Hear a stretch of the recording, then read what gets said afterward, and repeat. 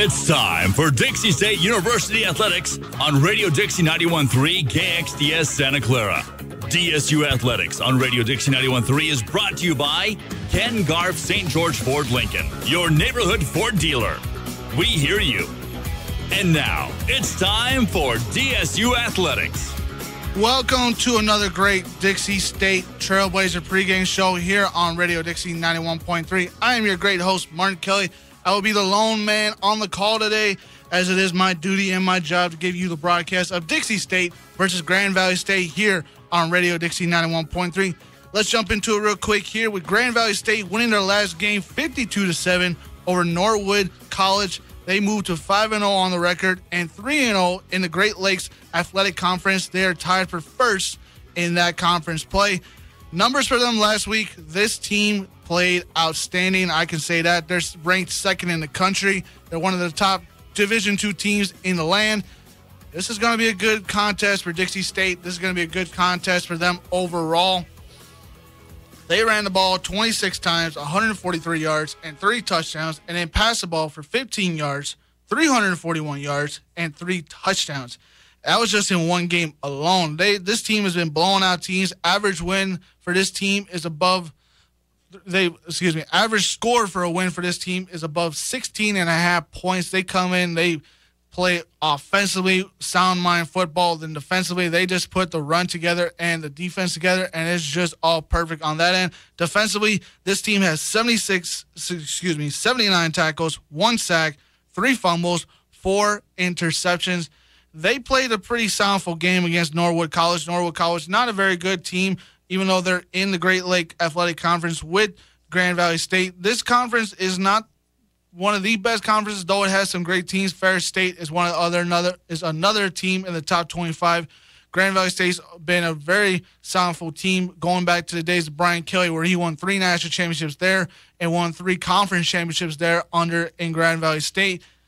I got to say, this team has a lot of players on this team, but a player to watch on this team is Bart Williams, their quarterback. He is 71 for 134. He's 71 for 134, 1,167 yards, and 14 touchdowns, and no interceptions. This kid plays soundful football. It may sound like I'm giving a lot of credit to Grand Valley State, but I do have to give them credit for the fact that they're a great football team. But guess who comes into this game on a roll after winning 4 straight games, the first time in Dixie State history that has ever happened? The Dixie State Trailblazers sit at 4-1 on the year, 4-1 in RMAC play. They're tied for second in conference play. Now I'll give you more scores from the RMAC that went on today. There are a couple more games going on later tonight, though. When I give you these updates, this might change how the conference will be set up going into next week. Dixie State might be alone tied for second in conference play and might be on the doorstep of trying to upset South Dakota Mines, who has to come here on the 3rd of November for our homecoming game. So that game, mark that game on your schedule, November 3rd here at Dixie State University Trailblazer Stadium. Homecoming game will be an important game to decide who will play in the conference championship. If Notre Dame can hold on to that momentum and carry that into that game is going to be a big one on that schedule. But let's get to their game last week. They played against Black Hill State and won that game 41-38. A very sloppy game by Dixie State measures. Though they've had a lot of close games this season, obviously against South Dakota Mines, they had to come back from behind 13 down in that game. At halftime, they came back and won that game on a heroic interception late. Abraham Reinhardt with the interception late saved us the day in that one. They also had to come back when they played New Mexico Highlands in that game. They were down at halftime, same thing, come back from behind in the second half and won this game. But this game against Black Hill State, me and James Guerin were on the call last week with this. This was a sloppy game by Dixie State standards. 10 penalties, just 10 penalties alone in one game, but 10 penalties on holding calls. There was about 2 or 3 in the first half, which were understandable. They got a couple of holding calls right, but there was a total of 7 penalties in the second half that were holding calls, and I gotta say they were questionable. Whether the Black Hill State were deciding to kind of play a little dirty and say this and that, but who am I to say? But the team played well. They ran the ball for 268 yards, 5 touchdowns. They threw the ball for 258 yards, 26 catches, and 1 touchdown. And the defense came up really, really, really big last week. They had 70 tackles, 5 sacks, 2 fumbles to secure the win over Black Hills State, 41-38. A late pass by Michael Sanders, a great pass to Connor Miller, who dived for the pylon on the last play of the game to decide for Dixie State. It was an incredible game, an incredible call. Now, obviously, Michael Sanders coming back is a very important quarterback to this team. He redshirted last year in expectance to start this season and become a great player for this team. He has not been able to do that all season. He's had issues with his knees. He came into fall camp already hurt. He got hurt in fall camp on the first day. It did not look good. Obviously, Easton Smith and Trent Darnes have stepped into his role, both splitting time at the quarterback position, and have been fairly okay at filling the position. Not great. Not what Michael Sanders brings to this team. Michael Sanders, what brings to this team is he can throw the football. He can throw it deep. He can throw it accurately. And adding that player to this roster might be able to spark this offense to even greater heights and get this team in the right direction to balance it out with that. And, of course, the player to watch for this team obviously is the guy that's been carrying this team on his back for the last 3 or 4 games is CJ Luongo. CJ has had 86 carries, 447 yards, and 5 touchdowns through the first half of the season. This kid is carrying this team on his back. He's 5'7", 180 pounds. I mean, this kid just trucks and trucks and trucks every day. I see him in practice doing it every day to the second O-line. It is ridiculous what this kid can do. And if everything goes right for this team today, everything must completely, perfectly go right for Dixie State today to have the upset win over Grand Valley State. If all of that happens correctly, I say this team wins this game. I say it, but we'll get into predictions later. I'm not going to jinx it right now. We're going to say that for later. We're going to take a minute break here, and then I'll be right back with our max scores that happened earlier today on Radio Dixie 91.3. Ed for women. It's back to the action for DSU Athletics, brought to you by Ken Garff St. George Ford Lincoln. We now return you to Dixie State Athletics. Welcome back to the Dixie State pregame show here on Radio Dixie 91.3. I am your host, Martin Kelly, live in the studio with you today on the call between Grand Valley State, the number 2 ranked team in the country, and Dixie State, 4-1 coming into the game. Now, let's get to a little scores from RMAC play today. Colorado Mesa met up with Fort Lewis today. Colorado Mesa coming into the game 3-2, trying to get a win today to keep pace in the RMAC play. Fort Lewis really not playing for anything, just trying to play an upset role. Colorado Mesa went on to win that game 31-24. Easton Salem was 13 of 23, 184 yards, and 2 touchdowns in that win, pushing Colorado Mesa to 4-2 and dropping Fort Lewis to 1-5. Colorado School of Mines beat Western Colorado to keep up their momentum and undefeated streak to 6 games. They beat Western Colorado State 44-16 in a complete blowout game there. West Colorado School of Mines quarterback was 21 of 35, 274 yards, and 2 touchdowns in that one. Games coming up tonight include New Mexico Highlands, who comes into this game 2-3 versus Colorado State Pueblo, who look to keep pace on the RMAC play as well, looking to get a big win in RMAC play, as last week they did not play in RMAC play. They got the win last week, though, but they come into this game with high tolerance. They beat Texas A&M Commerce last week in that one. And then Black Hills State goes into South Dakota Mines tonight. They play each other at about 6 o'clock. Black Hills State coming into this game 0-5, and South Dakota Mines coming into this game 2-3. And I say the best for last so far. Adams State versus Chadron State. Now, this game was important because Chadron State is a team that's above Dixie State on the RMAC list right now in the RMAC conference, and Adams State pulls off the upset in that game. It was an incredible game there. I watched it probably from score to score on that one. Adams State won that game 65-62, pushing Adams State to 4-2 on the record, and moving Chadron State to 4-2, where they're tied for third in the conference with Colorado Mesa. Dylan Holst was 29 of 205 yards and 5 touchdowns in that game for Adams State. A big win for Adams State, considering they came into this game 3-2, try to keep pace in the conference play, and it helped them a lot. They will go to 4-2 on the record, and Chadron State, like I said, was 4-1 coming into this game, playing with house money, and they lost. They're tied with Colorado Mesa for third in the conference at 4-2. So right now, as the standings are, Colorado State Pueblo and Dixie State are tied for second in the conference behind Colorado School of Mines. Of course, we played Pueblo earlier. They got on top of us really big last time. But right now, Dixie State is really, really playing well. I think they're going to play even better going down the road. We're going to take one more time out here, and then we're going to get a lot more coverage of the game and get ready for that. I'll come back with keys to the game and game prediction, and we'll get the live coverage of the game on Radio Dixie 91.3. Stay with us. The following. It's back to the action for DSU Athletics, brought to you by Ken Garff St. George Ford Lincoln. We now return you to Dixie State Athletics.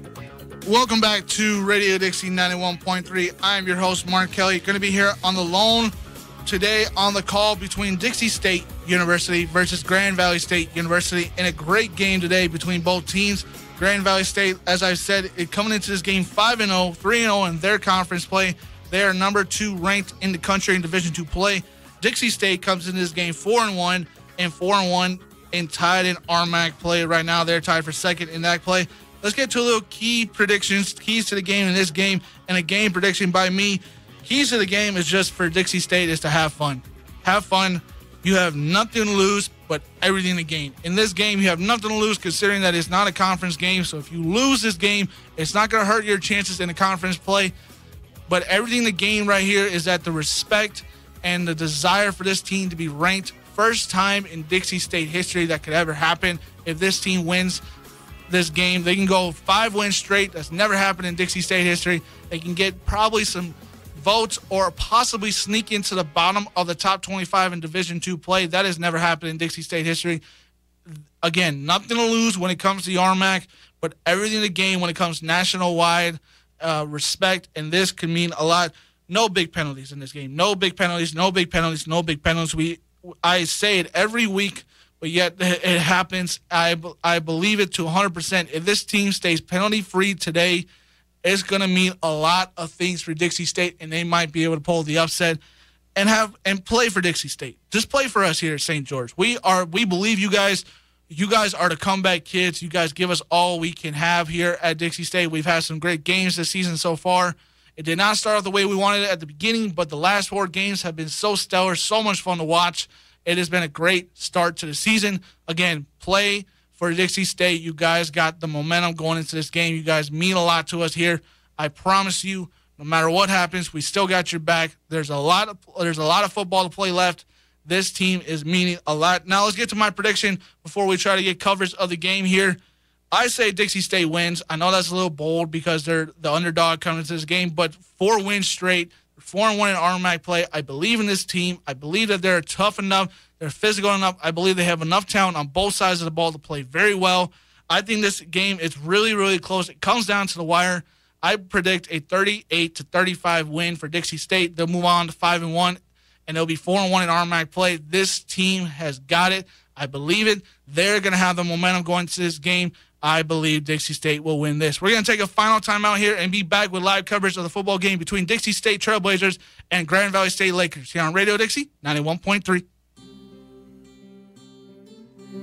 Hey everybody, this is Josh Groban. After so many years on the stage, one of my favorite things about music is its ability to inspire and nourish the soul. That's why I'm proud to work with Feeding America, an organization that inspires hope for families in need and helps nourish the 16 million kids in this country struggling with hunger. Every year, billions of pounds of excess food go to waste, while 1 in 5 children may be left not knowing where they're... It's back to the action for DSU Athletics, brought to you by Ken Garff St. George Ford Lincoln. We now return you to Dixie State Athletics. Welcome back to Radio Dixie 91.3. I am your host, Martin Kelly here. Let's get a little live coverage here as Dixie State versus Grand Valley State is just about to get underway. Obviously, Grand Valley State and Dixie State getting the coin toss set here right now. Grand Valley State has called tails. It is up in the airs, and I believe it is heads. Dixie State will get the ball. Let's see what happens here. I believe Dixie State will kick it off. As I'm seeing here, they will take the east side of the field. Grand Valley State will take the west side. This game is huge. This game is big. We're here on Radio Dixie 91.3. We're having a blast here. This is going to be a great game. Obviously, Grand Valley State comes into this game 5-0, 3-0 in RMAC play. Dixie State comes into this game 4-1 in RMAC play. I can't emphasize that enough. Probably people are tired of that. Please stop saying that. It's getting a little old. Say something new. Well, I'm just telling you guys, this game is going to be huge. This game is going to be big. This is Grand Valley State's homecoming game. They're second ranked in the country. Second ranked in the country. Dixie State has nothing to lose, like I said, but everything to gain. This game means a lot to us here back in St. George, Utah, for a little old Dixie State University who just moved into Division II play. This means a lot. So we're going to get some more coverage here, but let's try to tune in real quick and see what's going on. There you have it. We're going to come back with a break here. We're going to have live coverage here on Radio Dixie 91.3. Grand Valley State Lakers versus Dixie State Trailblazers here on Radio Dixie 91.3. It's back to the action for DSU Athletics, brought to you by Ken Garff St. George Ford Lincoln. We now return you to Dixie State Athletics. Welcome back to Radio Dixie 91.3 as we are getting ready for kickoff here on Radio Dixie 91.3. As I said before, Dixie State will be kicking it off to Grand Valley State. Grand Valley State will get the ball first. We'll get you some starting lineups here on Dixie State, but a couple of players that will be starting, I'm going to get the full lineups here, but they'll be starting with quarterback Bart Williams, 71 of 30, 134, 1,067 yards, 14 touchdowns. Chadwin Moss is going to be their running back, 81 yards, 509 yards, and their top receiver, Austin Perry, 22 catches, 405 yards, and 5 touchdowns. This is going to be a good one, ladies and gentlemen. I promise you that. I do not kid you on that. AJ Jorgensen lines up for the kick here. Let's get this game over with. Come on, people. Stalling here. AJ Jorgensen again lines up for the kickoff to send it to Grand Valley State.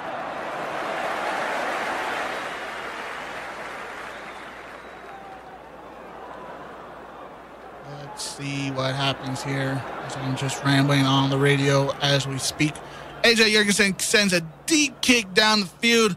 It will be received at the 5-yard line, and it'll be returned to about the 28-yard line, but number 8, Brandon Whaley, the 6-foot receiver out of South Bend, Indiana, as Grand Valley State will take the ball first here on their first drive.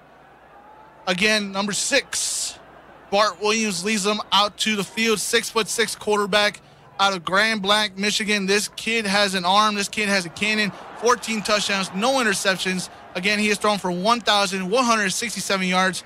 As they line up in a shotgun, he has 2 receivers to his left. Bart Williams motions over a receiver to his right. Takes a snap, is looking downfield, is looking, throws it downfield, and it is intercepted. It is intercepted by Dixie State. Number 5, Alex Lilliard will pick the first time of Bart Williams' career this so far. First play on the drive. Great interception by Dixie State, a momentum changer. It was just a complete, simple seam route down the middle to his receiver, number 2, Tyree Horton, and Alex Lilliard just steps in front of the play. Great momentum changer here for Dixie State as they'll take over on their side of the field. Michael Sanders comes in as quarterback here. Michael Sanders played last week. He played fairly well. He didn't play the whole game. He was 6 for 10, 81 yards, 1 touchdown. He'll have CJ Luongo line up in the backfield with him. Motions over CJ to his left. Is looking downfield. We'll throw the little check down to CJ. CJ will get up the field and will possibly get a yard on that one. Make it second down and 9 for Dixie State. Second down and 9 for Dixie State here. What a great momentum changer there for Dixie State on their defensive side. Again, Alex Lilliard intercepting Bart Williams for the first time this season. Great interception.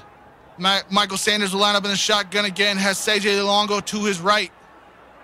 He has 2 receivers to his left and to his right. Motions over receiver to his side. Hands the ball over to CJ. He'll break a tackle. He'll try to get to the outside. We'll get motion, and we'll get out of bounds for a gain of about 5 yards on the play. Make it 3rd down and 3 coming up for Dixie State. Great drive so far, though it has only been 3 plays so far, but Dixie State needs this drive to get off to a great momentum here. Again, Alex Lillard intercepting Bart Williams on the first play of the game, giving the ball back to Dixie State. On a crucial 3rd down on the first play, Michael Sanders lines up in the shotgun again. 3 receivers to his left, motions over 1 to his right. Pitches the ball to CJ. CJ will get up the middle and will get the 1st down at about the 45-yard line on this side of Grand Valley State. 1st and 10 for Dixie State. Great little shuttle pass right there by Michael Sanders to CJ Longo, and he just gets enough for the play. Great drive here for Dixie State to start off so far. 1st and 10 for Dixie State. Sanders lines up in the shotgun again. He has 1 receiver to his right. CJ is lined up in the backfield. Again, he motions over receiver to his side. Gives the ball to CJ again, and he'll get about 1 yard on that one. Maybe got back to the line of scrimmage. It'll be 2nd down for Dixie State. Nothing there for Dixie State on that one. Just another counter run, but just got met at the line of scrimmage. O-line missed a couple blocks there that could have possibly got that open, but not there for Dixie State. Be 2nd down and 10 for them. 12:30 left to go in the first quarter here early as Dixie State is driving towards Grand Valley State own side of the end zone as they're on the 44-yard line.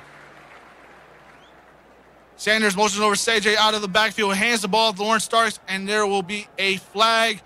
False start. And you heard it there from the referee. 2nd down and 15. It will be for Dixie State. An illegal motion on the line. Can't do that. Can't do that on this drive, especially after the fact that the defense got an interception for you. Let's see what Michael Sanders can do with this as it is 2nd down and 15 for Dixie State. Motions over CJ to the right.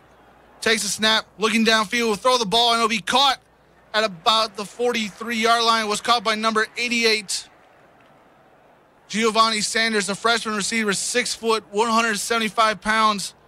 This kid is becoming a great player on this team. He has about 13 receptions on the season so far. He's starting to get more and more action as the season goes on. 3rd down and 7 for Dixie State on this big play right here.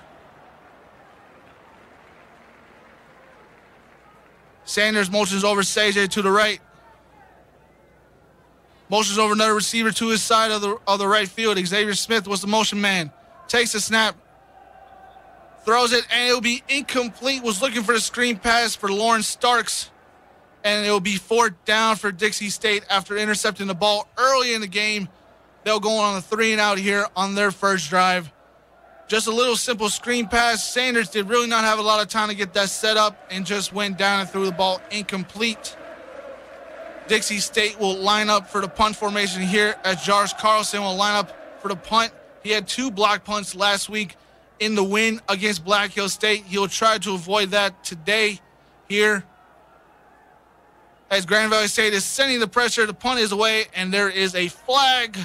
Let's see what the flag is on this. Somebody jumped. Basketball player from Hope College. Defense, number 27. That's a 5-yard penalty. I don't Still think that's a bad call. They're going to switch and bring their offense back out onto the field. There you go. It'll be a 4th down and about 3 here as Dixie State will try to bring their offense back. Possibly a big play here for Dixie State. 4th down and about 3 on this one. Let's see what the offense draws up here. Possibly trying to get another 1st down and extend this drive and get a touchdown on this as the offense comes back on the field. Easton Smith comes in as quarterback on this play. Michael Sanders did start the game. They do send in Easton Smith as a quarterback. That is a little shocker here. We'll get numbers on Easton in a minute here for a 4th and 3 for Dixie State here. CJ Longo lines up in the backfield with him. Motions over receiver to his side. Looking downfield, will throw it, and it'll be incomplete yet again. Again, they were trying to set up the screen pass and Grand Valley State will take over on about the 43-yard line. A just really bad thrown ball there. It was a low snap, and then Easton tried to get it up and away quickly, did not time it right. No connection on that, and Grand Valley State will get the ball back, bringing their offense back out on the field. As Grand Valley State avoids a little scare there, Dixie State trying to get in early and trying to cause some ruckus there, but no success there. Bart Williams motions over a receiver to the right. Takes a snap, hands the ball off to his running back. He'll get up the middle, get to about the 50. He'll get down to about the 48-yard line. A first down for Grand Valley State. Number 11, Jake Provence, the 5'11", 205 redshirt freshman running back on that play. A gain about 12 on that play. A simple little dive play up the middle, and just got a good run there against the Dixie State defense. Let's see what they drop again. Bart Williams again in the shotgun. Hands the ball off to his running back, and he'll get up the middle, and will get about a yard on that play. Nowhere to go there as the Dixie State defense swarmed around him. It was carried by number 22,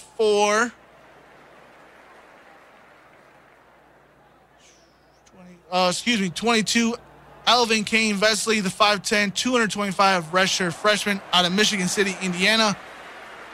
Of course, this Grand Valley State team is a good running team, but Dixie State is an average running defense team. We'll see what they can do against this as Bart Williams lines the team up again on 2nd down and 9. Shuttle passes it to his receiver. We'll get out to about the 50 to the 45, and we'll get out of bounds. A gain of 5 on that one right there. Make it 3rd down for Grand Valley State. Little shuttle pass there by Bart Williams to his receiver, number 5, Austin Prairie, the 6'1", 185 junior out of Birmingham, Michigan. A little drawn up play there. Trying to get to the outside and trying to get more on that one. We'll see what Grand Valley State does on this 3rd down here. Motions over receiver. 3rd down and 1 here for Grand Valley State. Hands the ball off to his running back. Will try to get up the middle. Was he met at the line? Yes, but he got more of it. He will get the 1st down and extend Grand Valley State run there. Again, number 11, Jake Provenger, the 5'11", 205 running back, again with the simple dive run up the middle, and got the 1st down for Grand Valley State. 1st down and 10 for Grand Valley State as number 20, Chaswin Moss, the leading rusher on this team, checks into the game. Bart Williams has 1st and 10 on the 41-yard line. Is looking downfield, throws it, and it will be caught by a receiver, and he'll get out of bounds at about the 20-yard line. 30-yard line. It'll be a gain. It'll be first down. Caught by Nick Dawson, the 5'11 receiver. Good little screen, good little run there. Good little reception right there to get the 1st down for Grand Valley State. As I fumble my words here. Be 1st down for Grand Valley State.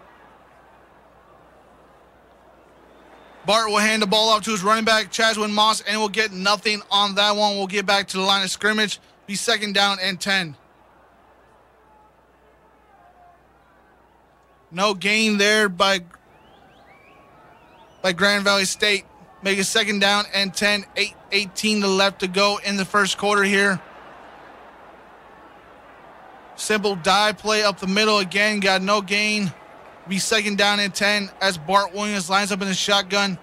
Has 3 receivers to his right.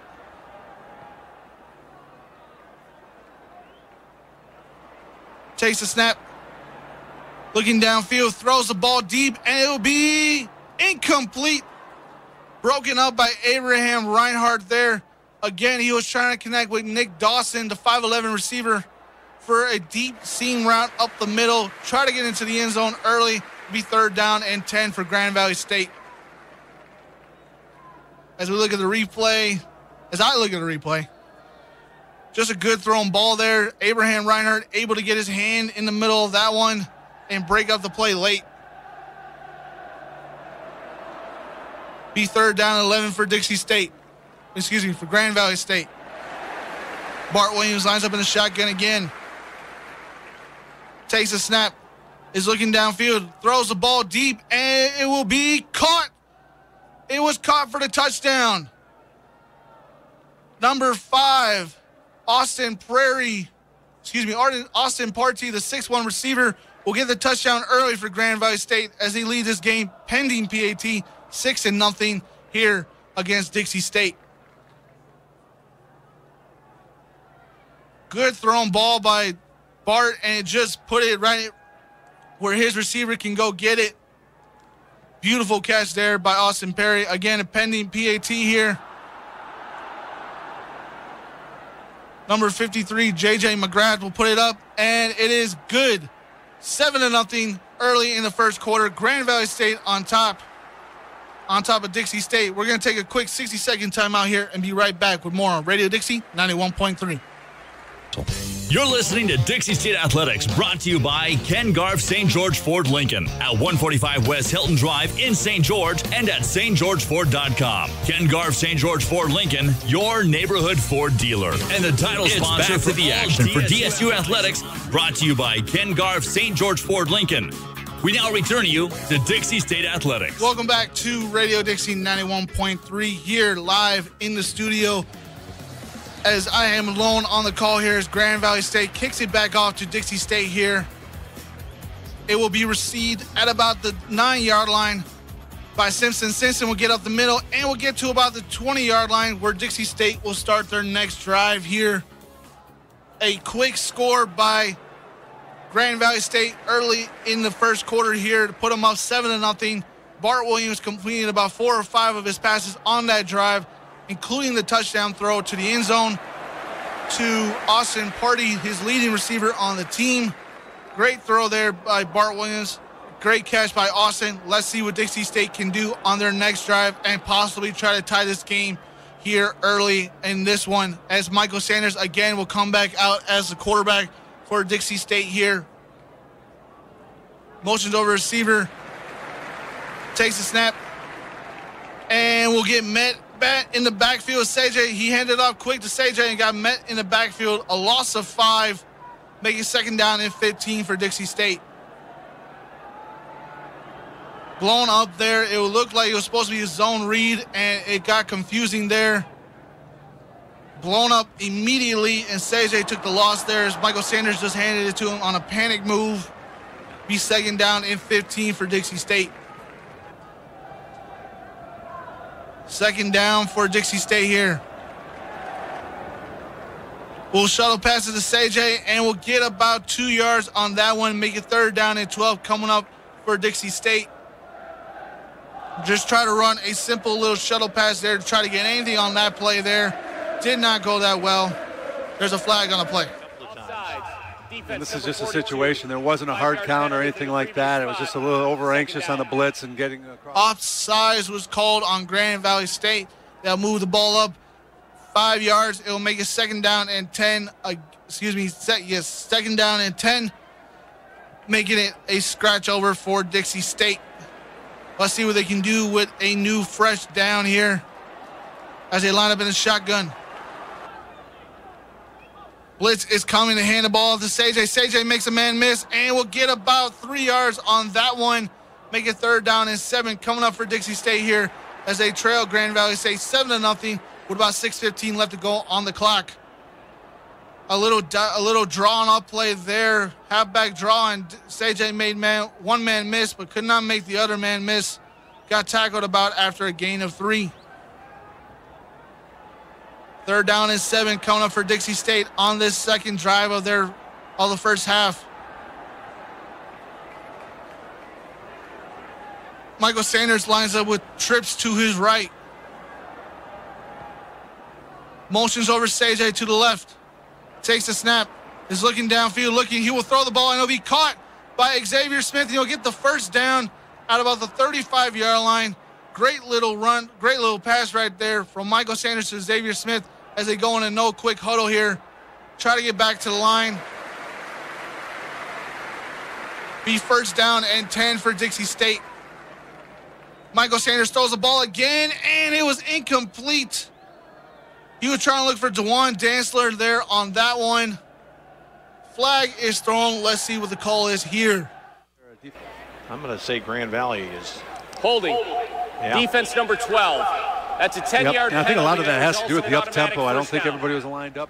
Holding call is against Demario Johnson of Grand Valley State. That'll move the ball up to about the 40-yard line, close to the 50-yard line here for Dixie State, making it a first down and 10 for them. An obvious call there as he was holding DeJuan Dantzler on that one. Sanders again lines up in the shotgun. Grand Valley State bringing the blitz. Michael Sanders has two receivers to his right and two receivers to his left. Snaps the ball, fakes the handoff to CJ, throws it up, and it was intercepted by Grand Valley State. To the 10, 5. Touchdown, Grand Valley State, number 13. Kawani Flinka, 6'2", 284. Big man gets the touchdown off a tip pass there. Make it 13-0. Grand Valley State on top of Dixie State with 5:11 to go here in the first quarter. A bad thrown ball there by Mike Sanders there. Kawani Flinka just seeing the pass, got tipped up late. It was caught by him, and he ran it all the way back. Of course, no one there to get the tackle. Pending PAT here, again by number J.J. McGrath on the kicker. 13-0, a pending PAT here. Kick is up, and it is good. 14-0 for Grand Valley State on top of Dixie State. 5:11 to go here. We're going to take a quick timeout here and be back with more on Radio Dixie 91.3. Easier and could help save them from a lifetime of tooth pain. It's back to the action for DSU Athletics, brought to you by Ken Garff St. George Ford Lincoln. We now return you to Dixie State Athletics. Welcome back to Radio Dixie 91.3 as Grand Valley State leads it 14-0 with a pending kickoff back to Dixie State here. Grand Valley State getting the tip interception there. Simpson will return it back from the hash yard line from the end zone and will take it out and will get to about the 20. He's still going to about the 33-yard line where Dixie State will start over again. Again, Michael Sanders comes out as a quarterback. Again, a tip ball interception last time. Grand Valley State really bringing the pressure, trying to make this Dixie State offense. I'm going to get Grand Valley State and Dixie State mixed up all night.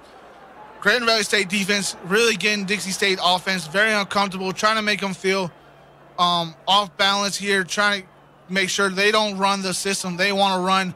And Michael Sanders is feeling it tonight as he's been QB pressured twice, hit to the ground twice, and intercepted once. Let's see what Dixie State can do on this next drive as Michael Sanders motions over a receiver.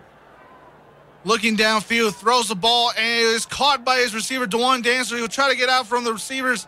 He will get to about the 44-yard line on that one. 14-yard reception there. A great reception by DeJuan Dantzler to get the 1st and 10 for Dixie State. Great reception right there by DeJuan Dantzler. A perfectly thrown ball by Michael Sanders as he was taking the hit late. DeJuan Dantzler just trying to make a couple guys miss there late, trying to get much more yards as he can, as it'll be a 1st and 10 for Dixie State.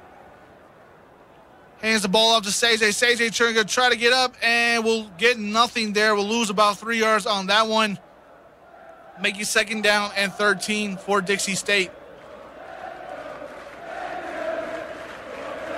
Again, Grand Valley State bringing the pressure on that one, trying to make this Dixie State offense feel uncomfortable. It'll be 2nd down and 12. Let's see what Dixie State draws up here. CJ Luongo lines up in the backfield with him on the right side. Michael Sanders is the quarterback still. Motions over receiver to his left.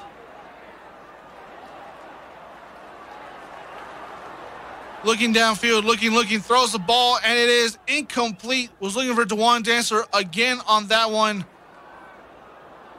Just threw it over his head by a couple yards there.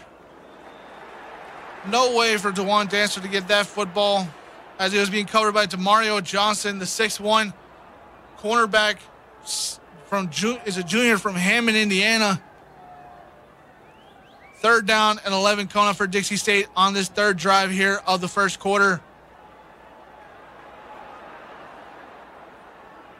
Motions over receiver to his left. Sanders looks towards the sideline for signal calls. He's got a trip formation to his left. Takes a snap, is looking downfield, throws the ball deep, and it will be incomplete. Xavier Smith trying to get his toes in bounds on that one. They say he was out of bounds on that one. Was he? And yes, he was. He was about 2 yards out of bounds. No way for him to get the toes in on that one. It'll be 4th down and 11. Josh Carlson will come out to punt again for the second time today with 3:15 left to go in the first quarter here as Dixie State is trailing Grand Valley State 14-0 early in the first quarter.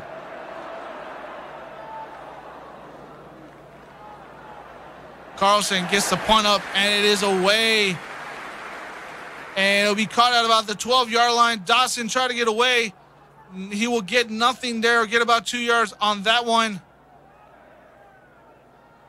As Grand Valley State will take over at about the 22-yard line. We're going to take a quick 60-second timeout here and be right back with more on Radio Dixie 91.3. So you see, son, good manners are very, very important. Someday, many years from now, when you're a grown-up, you'll be a man. And when you are, you should be a gentleman. Do you want me to go through it one more time? Yes. Yes, please. Yes, please. Exactly. It's back to the action for DSU Athletics, brought to you by Ken Garff St. George Ford Lincoln. We now return you to Dixie State Athletics. Welcome back to Radio Dixie 91.3 here on Radio Dixie 91.3. As we had some technical difficulties here, I do apologize for that, but we are back here with Grand Valley State taking over on their side of the field for a 2nd and 10 here with 2:59 left to go as they're leading 14-0 over Dixie State. Bart Williams takes the snap again, hands it off to his running back, and will get about 3 yards on that one. This Dixie State defense playing fairly well today, not up to par as usual, but not giving up a whole lot of big plays, not giving up a ginormous amount of rushing yards. Just playing well right now. Hopefully they can get something going from their offensive side of the ball and possibly get some points on the board here. Be 3rd down and 8 for Grand Valley State as they line up in trips to their left. Bart Williams takes the snap, is looking downfield. Looking, and will just slide down. And there will be a flag in the backfield. We'll see what the flag is. And they'll decline it. Bart Williams on the run. We've talked about it a bunch. He doesn't love to run, and he does a nice job of keeping. Offense number 63. That penalty is declined. Holding call on Ben Walling. Holding call against Grand Valley State there. An obvious holding call as he was grabbing on to the rusher. Bart Williams just trying to get outside the pocket there and then slid late. They will decline the penalty. It'll be 4th down. Grand Valley State will punt it to Dixie State. Number 57, Colin Kribbe, will be the punter, the 5'8" punter here. Aaron Simpson will be the back man, and it was almost blocked there. Good rush by Dixie State.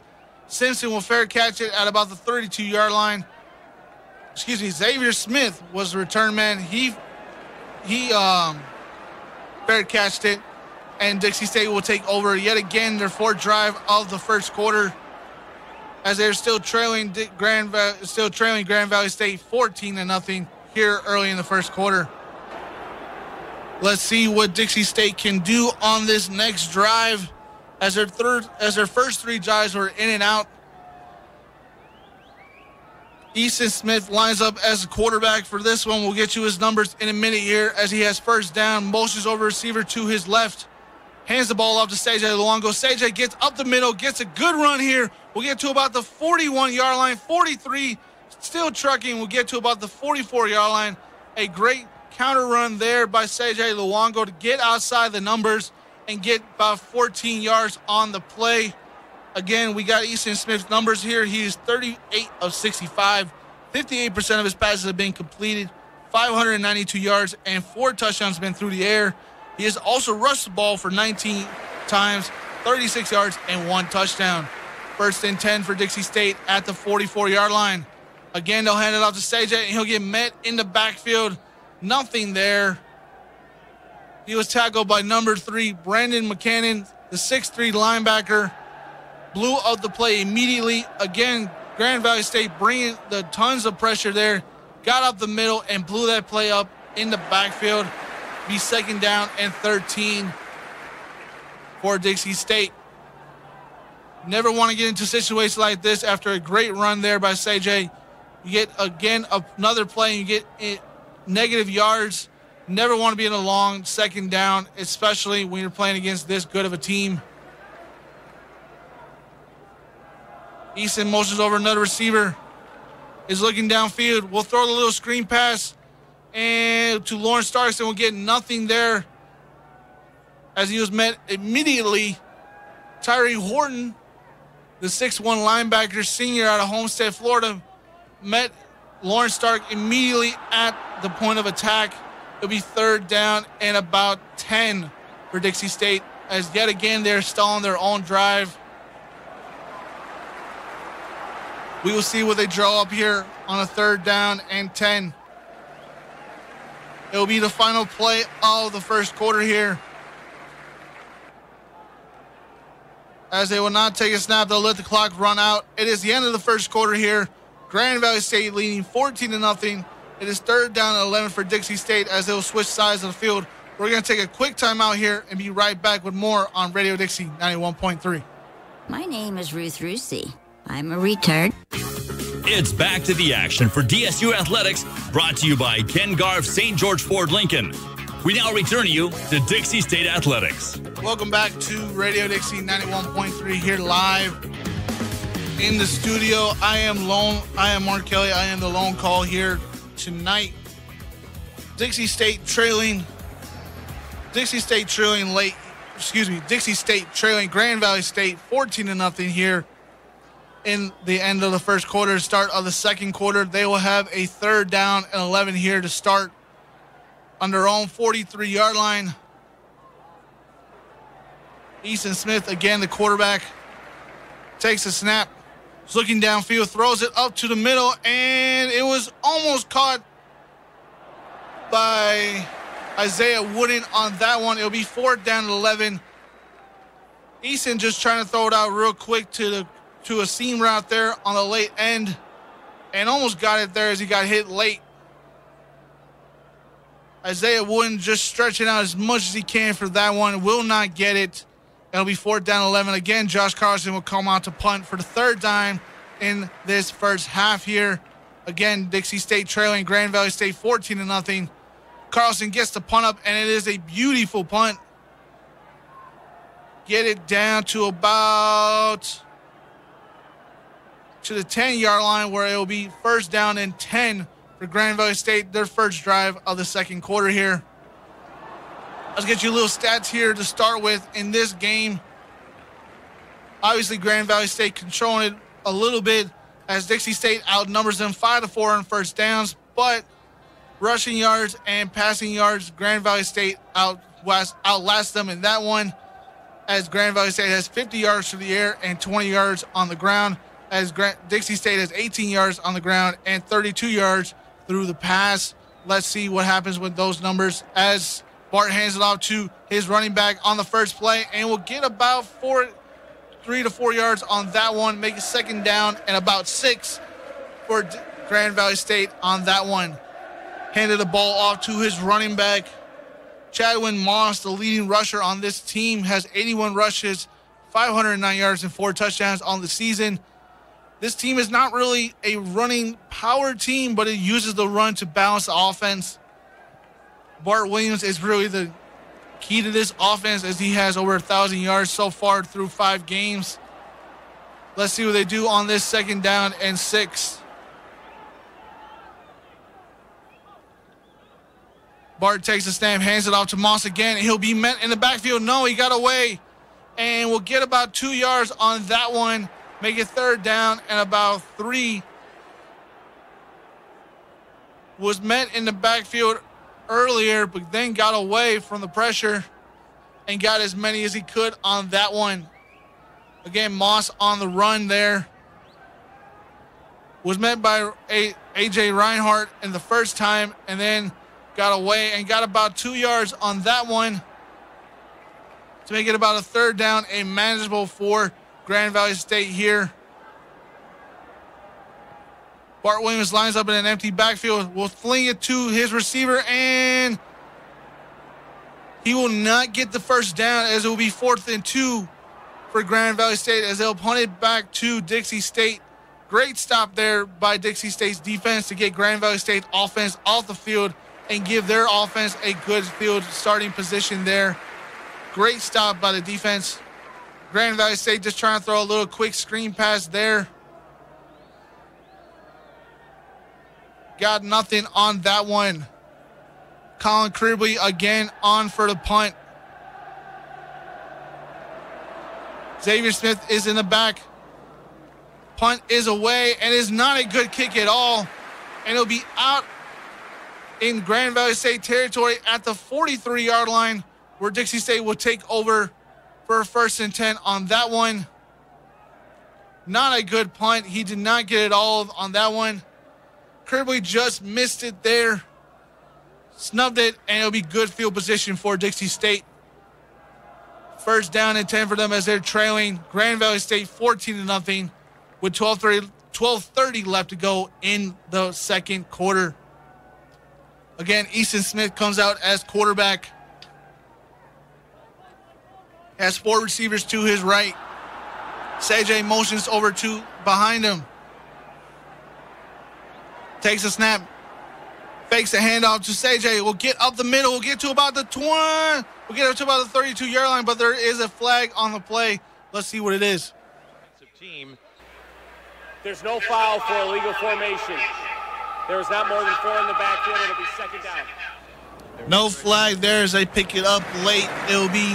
It was for a possible illegal formation, but again, as you heard it there can be no legal formation on a run. So it'll be 1st down and 10 for Dixie State on the 32-yard line of Grand Valley State side of the field. Again, Easton Smith is still the quarterback. As we saw, Mike Sanders comes in and out of the game. He started the game here early. Easton Smith has 2 receivers to his right and 2 receivers to his left. CJ Luongo's lined up in the backfield with him. Motions over Xavier Smith to his right. Easton fakes a handoff to CJ, throws the ball, and it is incomplete. Was trying to connect there with, looked to be Giovanni Sanders again on that one. Just overthrew it by a couple feet over his head.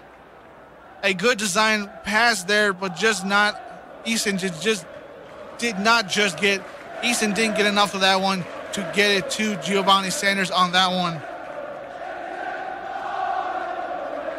They're looking towards the sideline, 2nd down and 10 for Dixie State as they're still trailing 14-0 with 11:58 left to go in the 2nd quarter. CJ and Lauren Starks lines up in the backfield with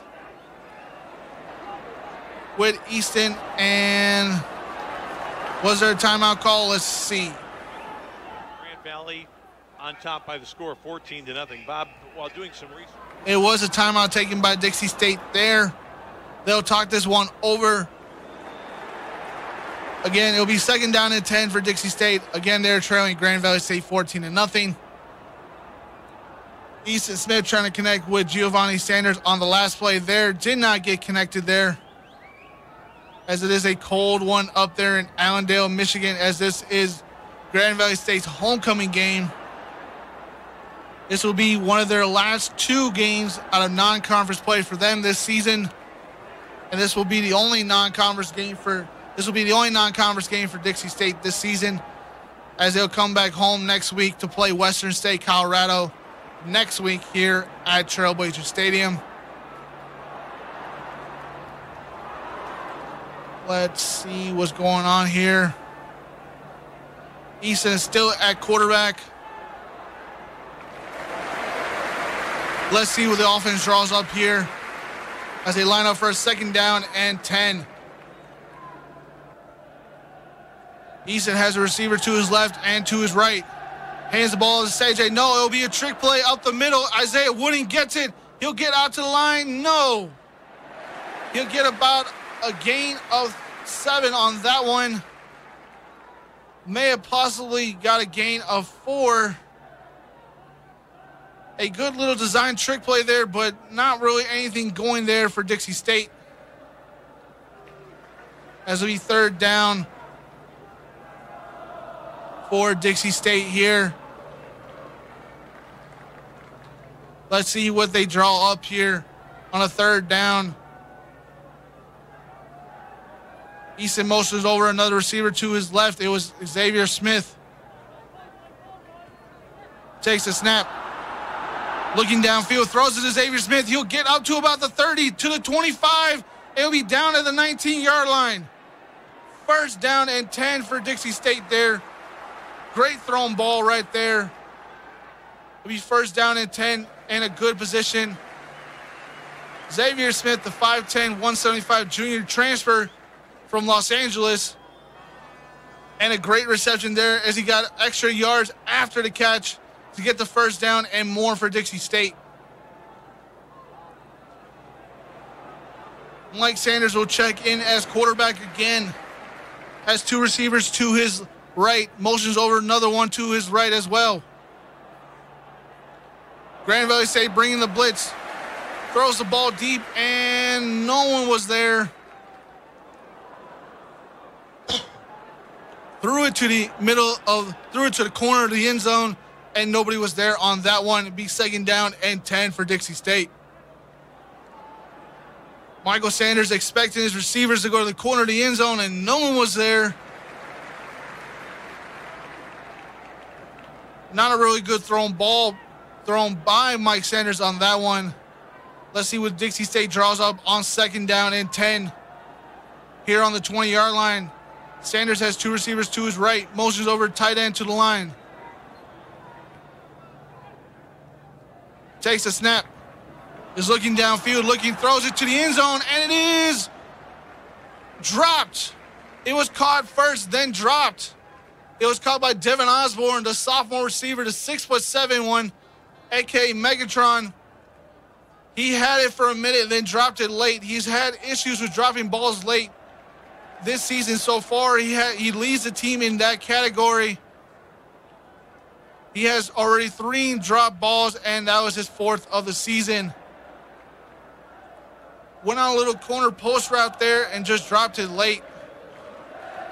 Be 3rd down and 10 for Dixie State here on the 20-yard line. Sanders takes a low snap, throws it, and it was just incomplete there as he was trying to connect Xavier Smith on a wide receiver screen pass there. Had no time. The blitz came immediately in front of his face. Dixie State will line up for the field goal on a 4th down 11. As there's 10-13 left to go in the 2nd quarter. A low snap. No time for Mike Sanders on that one. Again, the pressure came by Grand Valley State on that one. A.J. Jorgensen pending the field goal here. Kick is up and in the field. A gain of 30 on the play. A little simple slant route there by Austin Party there, and got an enormous amount of yards after the catch.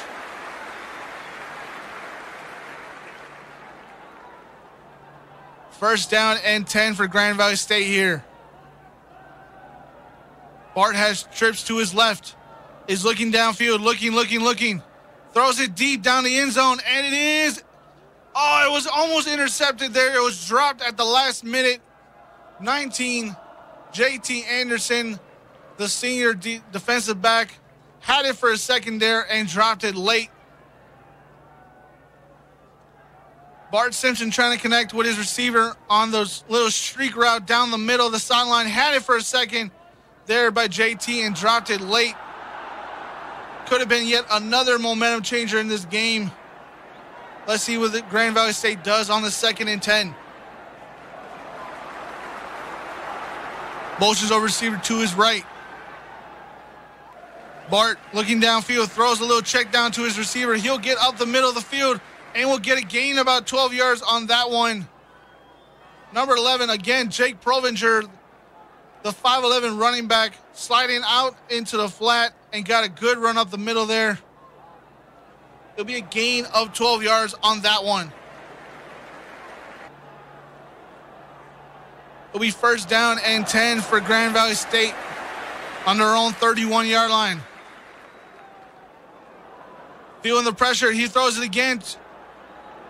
He was trying to connect. Bart Simpson was trying to connect with Moss again there. Got a little ahead of him, and it'll be incomplete on that one. It'll be 2nd down and 10 for Grand Valley State. Grand Valley State trying to utilize all their running backs in this offense here early, as Bart Williams is just connected with everybody today. Flinging it all over the field. Let's see what they do on this 2nd down and 10. Bart takes a snap, hands the ball to Moss out the middle of the field. We'll get to the middle. We'll get to the 10. We'll get to about the 3-yard line. Make it 1st down and goal for Grand Valley State. A gain of 19 on that one. A simple misdirection counter run there. Got up the middle of the field and was gone there. Last man there tackled him, number 13, Trey Watson, and just was the last man there to make it 1st down and goal for Grand Valley State on the 3-yard line. And it'll be a timeout taken by Dixie State here. Their 2nd of the half. Let's see what they can draw up here defensively to stop Grand Valley State from getting into the end zone here, as they're still trailing this game 14-0. A stop right here would be a big help to minimize the damage already set by Grand Valley State of being up 2 touchdowns. 1st down and goal for Grand Valley State here. Let's see what they draw up, as Bart Simpson will lead the offense back out onto the field. Again, this game seems a little bit closer than what has already been told. Dixie State coming into this game as the underdogs, obviously. Grand Valley State being the 2nd-ranked team in the country in Division II play. 1st down and goal for Grand Valley State. Dixie State will try to bring the pressure, will give it to their running back, and he will get straight up the middle and in for the touchdown. Grand Valley State puts 20 on the board, a pending PAT here. Again, 11, Jake Provinger gets into the end zone again. Excuse me, not again. He'll be the 1st time he got into the end zone today, putting Grand Valley State up 20-0 with about 8.5 left to go here in the 2nd quarter. Pending PAT here. It is up and it is good by JJ McGrath, his 3rd one of the day. It'll put Grand Valley State on top of Dixie State University 21-0. We're going to take a quick timeout here and be right back with more on Radio Dixie 91.3. This is Namdi. It's back to the action for DSU Athletics, brought to you by Ken Garff St. George Ford Lincoln. We now return you to Dixie State Athletics. Welcome back to Radio Dixie 91.3 as we are getting ready for the kickoff here by Grand Valley State to kick it back to Dixie State as they lead this game 21-0 with 8:20 left to go, and this won't be through the end zone here, and Dixie State will take over at the 25-yard line. On that last drive, Grand Valley State just really running it very well, passing the ball really well. Got everything they wanted on that drive and ended with a great touchdown. Let's see what Dixie State can do to answer that one, and let's see if they can get on the board before the end of this half. Dixie State will take over again. Sanders again and out of the quarterback. He'll hand it off to Sage. Sage will try to get up the crease and we'll get nothing there. We'll get met back at the line of scrimmage. Be 2nd down and 10 for them. 8 minutes left to go until the end of the half. 2nd down and 10 for Dixie State here. Sanders leads his offense out again. 2 receivers to his left, as this is their 5th drive of the half. Low snap again. Sanders trying to get away from the pressure and will not. Will get met in the backfield. Number 95, Jonathan Wilson, out of Benton Harbor, Michigan. The 6'5" junior got to him immediately on the pressure. Be the first sack for Grand Valley State of the game. And yet again, Grand Valley State pressure gets through this Dixie State offensive line and leaves Michael Sanders with no time there, as you'll push them back 6 yards. Make it 3rd down and a long 16 here for Dixie State. So far, this is really not going the way Dixie State planned it to. Again, the pressure comes. Throws a little screen pass to Xavier Smith. Will get up the middle. Will get to about the 40 to the 50. And will be met at the 49-yard line. A gain of 30 on the play.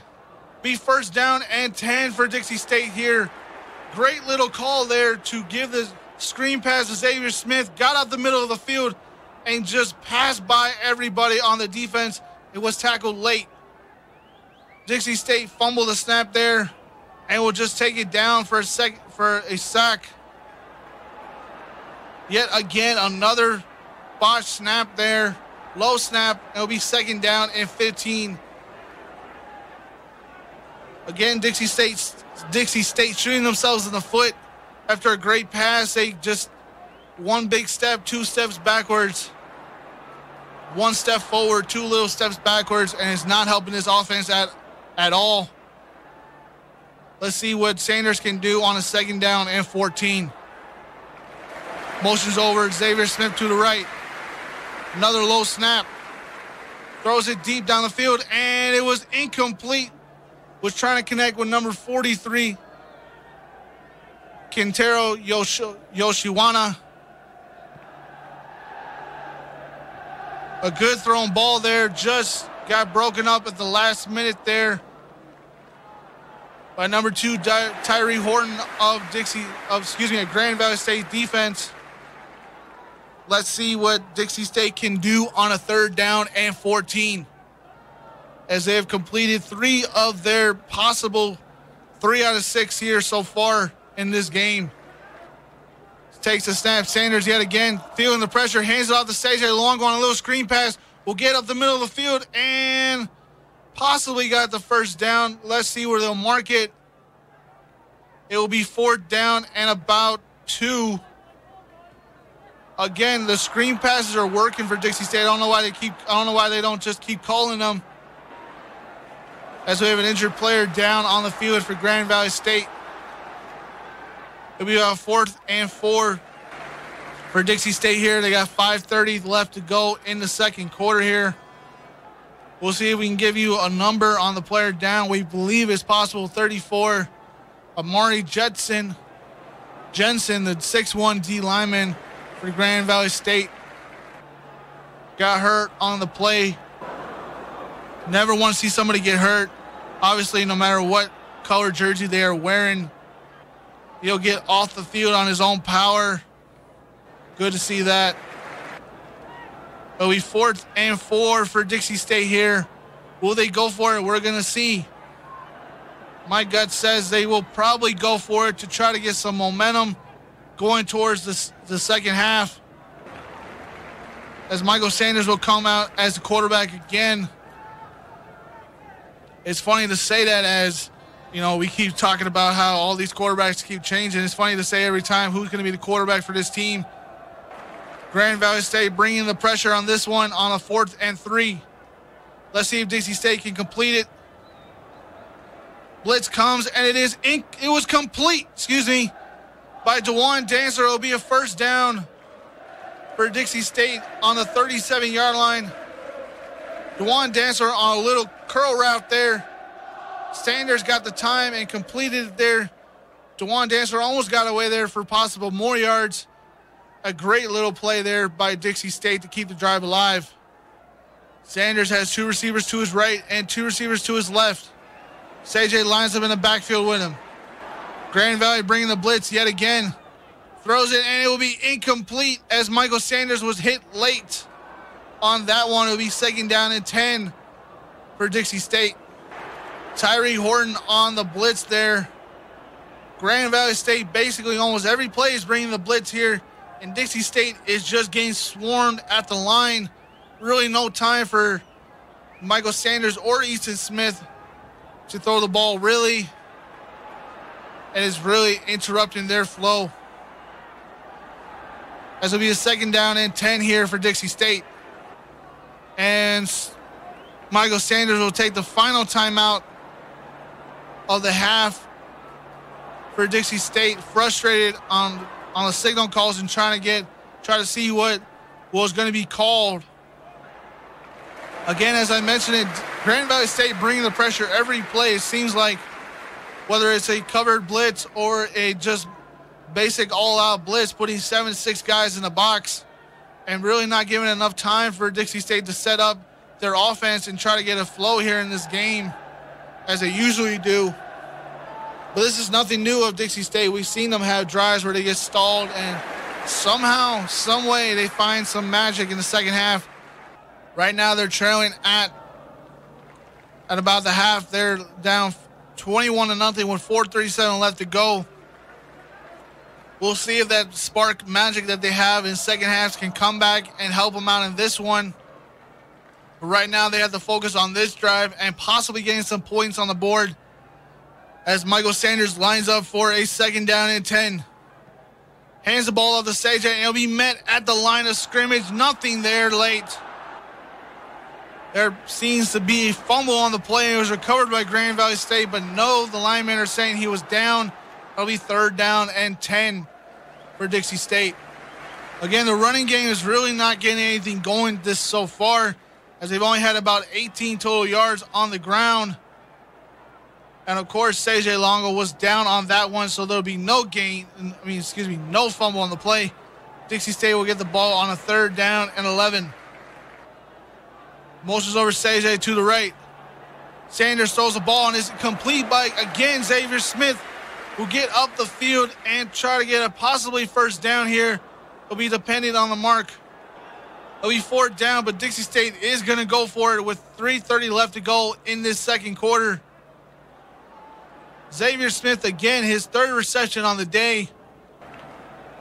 He's listed 5'10", 175. I say he's a little shorter than that, but a good little speedy slot receiver for this team as he's been helpful this season. He leads receivers in receptions and receiving yards on this team. Let's see if they can create some more magic here as Dixie State will get it off, and no. Be sacked back in the backfield there. Be 1st and 10 for Grand Valley State as they brought the pressure yet again. Jacob Howe will get the sack on that one. 6'2", 250 pounds, is from Grand Rapids, Michigan. Yet another drive stalled by Dixie State here, and it will turn the ball over to Grand Valley State with about 3:15 left to go in the first half here.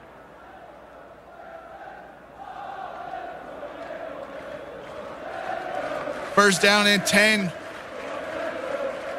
Bart Simpson looking down. Bart Williams looking downfield, and it was almost caught. It was dropped at the last minute by Nick Dawson. 2nd down and 10 coming up for Grand Valley State. Good thrown ball right there, and just dropped it late as he was motioning to getting up the field there by Dawson. Be 2nd down and 10 for Grand Valley State. Williams has 3 receivers to his right. Hands the ball off to his running back, Moss, and it'll be met in the backfield. No gain on that play. JT Anderson, again, the senior defensive back, got in that one in the backfield, and no gain on the play for Grand Valley State. It'll be 3rd down and 10. Dixie State's defense not playing horribly today. playing better than they played last week. Already giving up 2 touchdowns on the offense. Let's see what Grand Valley State draws up here on a 3rd down and 12. Williams will take the snap. Again, he's looking downfield, will throw it, and it was caught by his running back. And will try to get the 1st down. He'll be marked at about the line. It will be a 1st down and 10 for Grand Valley State. Williams connecting with, again, Provenger on that one. His 5th reception of the day so far in this first half. Be 1st down and 10 at the 50-yard line for Grand Valley State. Hands it off to Provenger again. He'll get up the field. We'll get to about the 45-yard line. That'll be a gain of 5 on that one. Make it 2nd down and 5 for Grand Valley State as they have 1:25 left on the clock. And they still have 3 timeouts here. 2nd down and 5. 1:31 left to go on the clock here as Grand Valley State looks towards the sideline for signal calls. Williams lines up in the shotgun. 2 receivers to his right and 2 receivers to his left. Takes the snap. Is looking downfield, throws it, and it will be complete. Austin Party will have it at about the 27-yard line there. A gain of 23. A good thrown ball right there by Williams. And a good catch there by Party as there is a player down. It'll be Abraham Reinhardt of Dixie State grabbing his hip. You never want to see a player down, obviously, especially Abraham Reinhardt, who's a big time player for this defense. Be 1st down and 10 for Grand Valley State as they're trying to get another touchdown before the end of this half as they lead this game 21-0. Abraham will get off the field on his own power. He is slow to get up and slow to walk back towards the sideline. 21-0, 1:23 left to go in this first half. 1st down and 10. 1st down and 10 for Bart Williams. Takes a snap. Fakes a toss to his receiver Party and throws it to the end zone, and it is touchdown yet again for Grand Valley State. Austin Party with the reception on that one. 27-0, a pending PAT. Good thrown ball there. He got both feet in bounds, hung onto the ball. And Dixie State's digging themselves even a bigger hole before even the second half starts. JJ McGrath lines up for the PAT. Kick is up, and it is good. 28-0. They lead Dixie State. Grand Valley State on top. 1:08 left to go here. We're going to take a quick 60-second timeout here and be right back with more here on Radio Dixie 91.3. Comes to your medical treatment? It's back to the action for DSU Athletics, brought to you by Ken Garff St. George Ford Lincoln. We now return you to Dixie State Athletics. Welcome back to Radio Dixie 91.3. As Dixie State trails Grand Valley State 28-0 with 1:09 left to go in the second quarter here. Colin Kirby will kick it back to Dixie State, and it will end up in the end zone. Dixie State will start on the 25-yard line.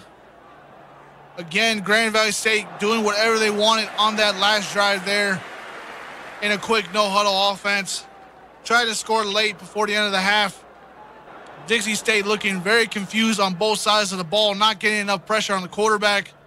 Williams has all the time he wants to throw, and it's just really not working out for Dixie State. Hopefully they can make enough changes in the second half to possibly get back in this game or at least try to get some scores on the board. Never want to leave a goose egg on the scoreboard, even if you're losing or winning. Flag is thrown late. Let's see what the call is. Game. That's a 5-yard penalty. Still 1st down. Be a delay of game for Dixie State. That I don't understand how you can get a delay of game on your first drive. Your next drive there, but That's what they call there. First down and 15 for this Dixie State offense. Again, a low snap will get it off, and it was incomplete. Sanders trying to connect with Connor Miller on that one.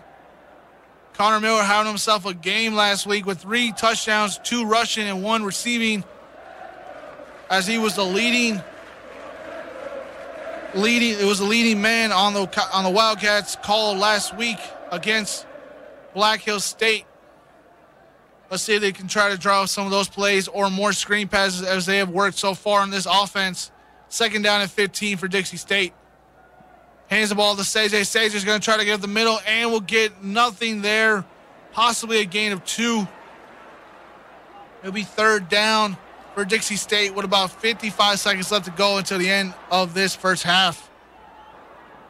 And a timeout taken by Grand Valley State. They're going to try to preserve some time here and try to put up another touchdown for this end of the half. Again, Grand Valley State really doing whatever they really want in this game so far. Dixie State really getting nothing on the offensive side of the ball and defensive side of the ball. Dixie State's going to have to come up with a lot of creative plays and a lot of creative ideas to go into the second half to try to get some points on this board. Third down and 16. CJ's motion over to the right. Throws a little screen pass to him. Try to get up the middle, and we'll get a gain about a 6 on that one, but it will definitely not be enough for a first down. It'll be fourth down, and as we see possibly Dixie State taking the offense back on the field, I don't think that's a good idea. I say punt it. Punt the ball and try to don't give Grand Valley State a good starting position. Make them try to trot up the field completely. Let's see what they do here. As it is fourth down and 8. With about 52 seconds left to go. The punt team will come out, so that's a good sign right there. Josh Carlson will be the punter. This will be his 4th punt of the half. Grand Valley State bringing the pressure on this one. The punt is away, and it is a booming kick. It'll be fair catch at about the 26-yard line, where Grand Valley State will take over for their 6th drive of the half. We're going to take a quick 60-second timeout here and be back with more on Radio Dixie 91.3. Games and electronic games for so many. It's back to the action for DSU Athletics, brought to you by Ken Garff St. George Ford Lincoln. We now return you to Dixie State Athletics. Welcome back to Radio Dixie as Grand Valley State will start their 6th drive of the half with 44 seconds left to go.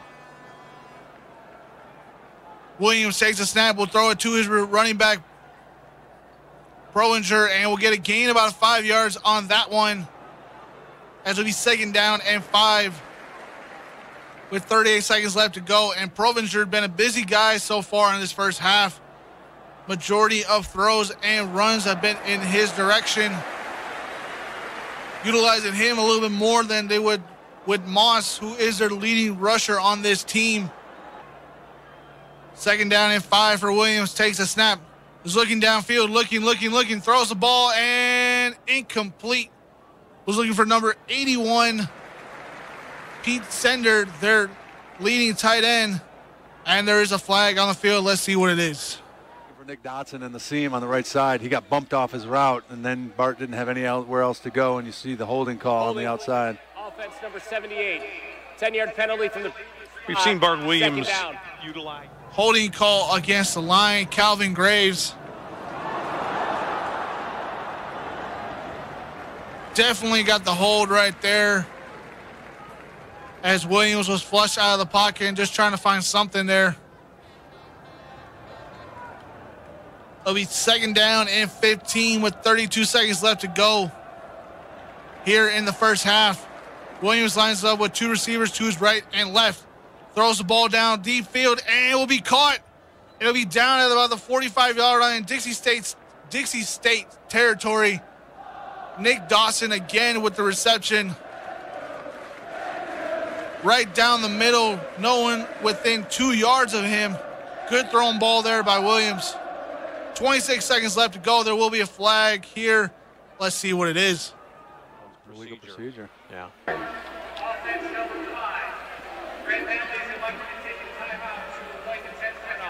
Timeout.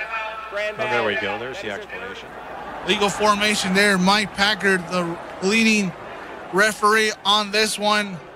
Again, you heard that Grand Valley State will take the timeout and a 10-second runoff, as they will only have 10 seconds left to go in this first half here to have a 1st and 10. The legal formations, he's arguing the call there, but I don't see it either. I will agree with that. I don't see the legal formation there, but I'm not the referee, so if it goes bold for Dixie State, I agree with it, and it looks good for that, as it'll be 1st down and 15 here for Grand Valley State. 1st and 15, Grand Valley State at their own 50-yard line.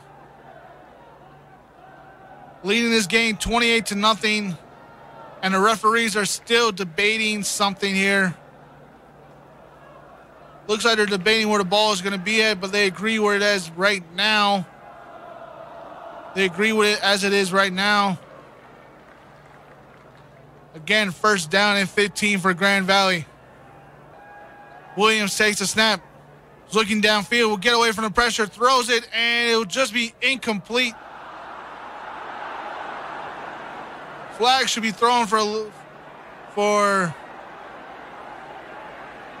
no one in the vicinity, but it doesn't look like they're going to call that. It will be 2nd down and 15 for Grand Valley State.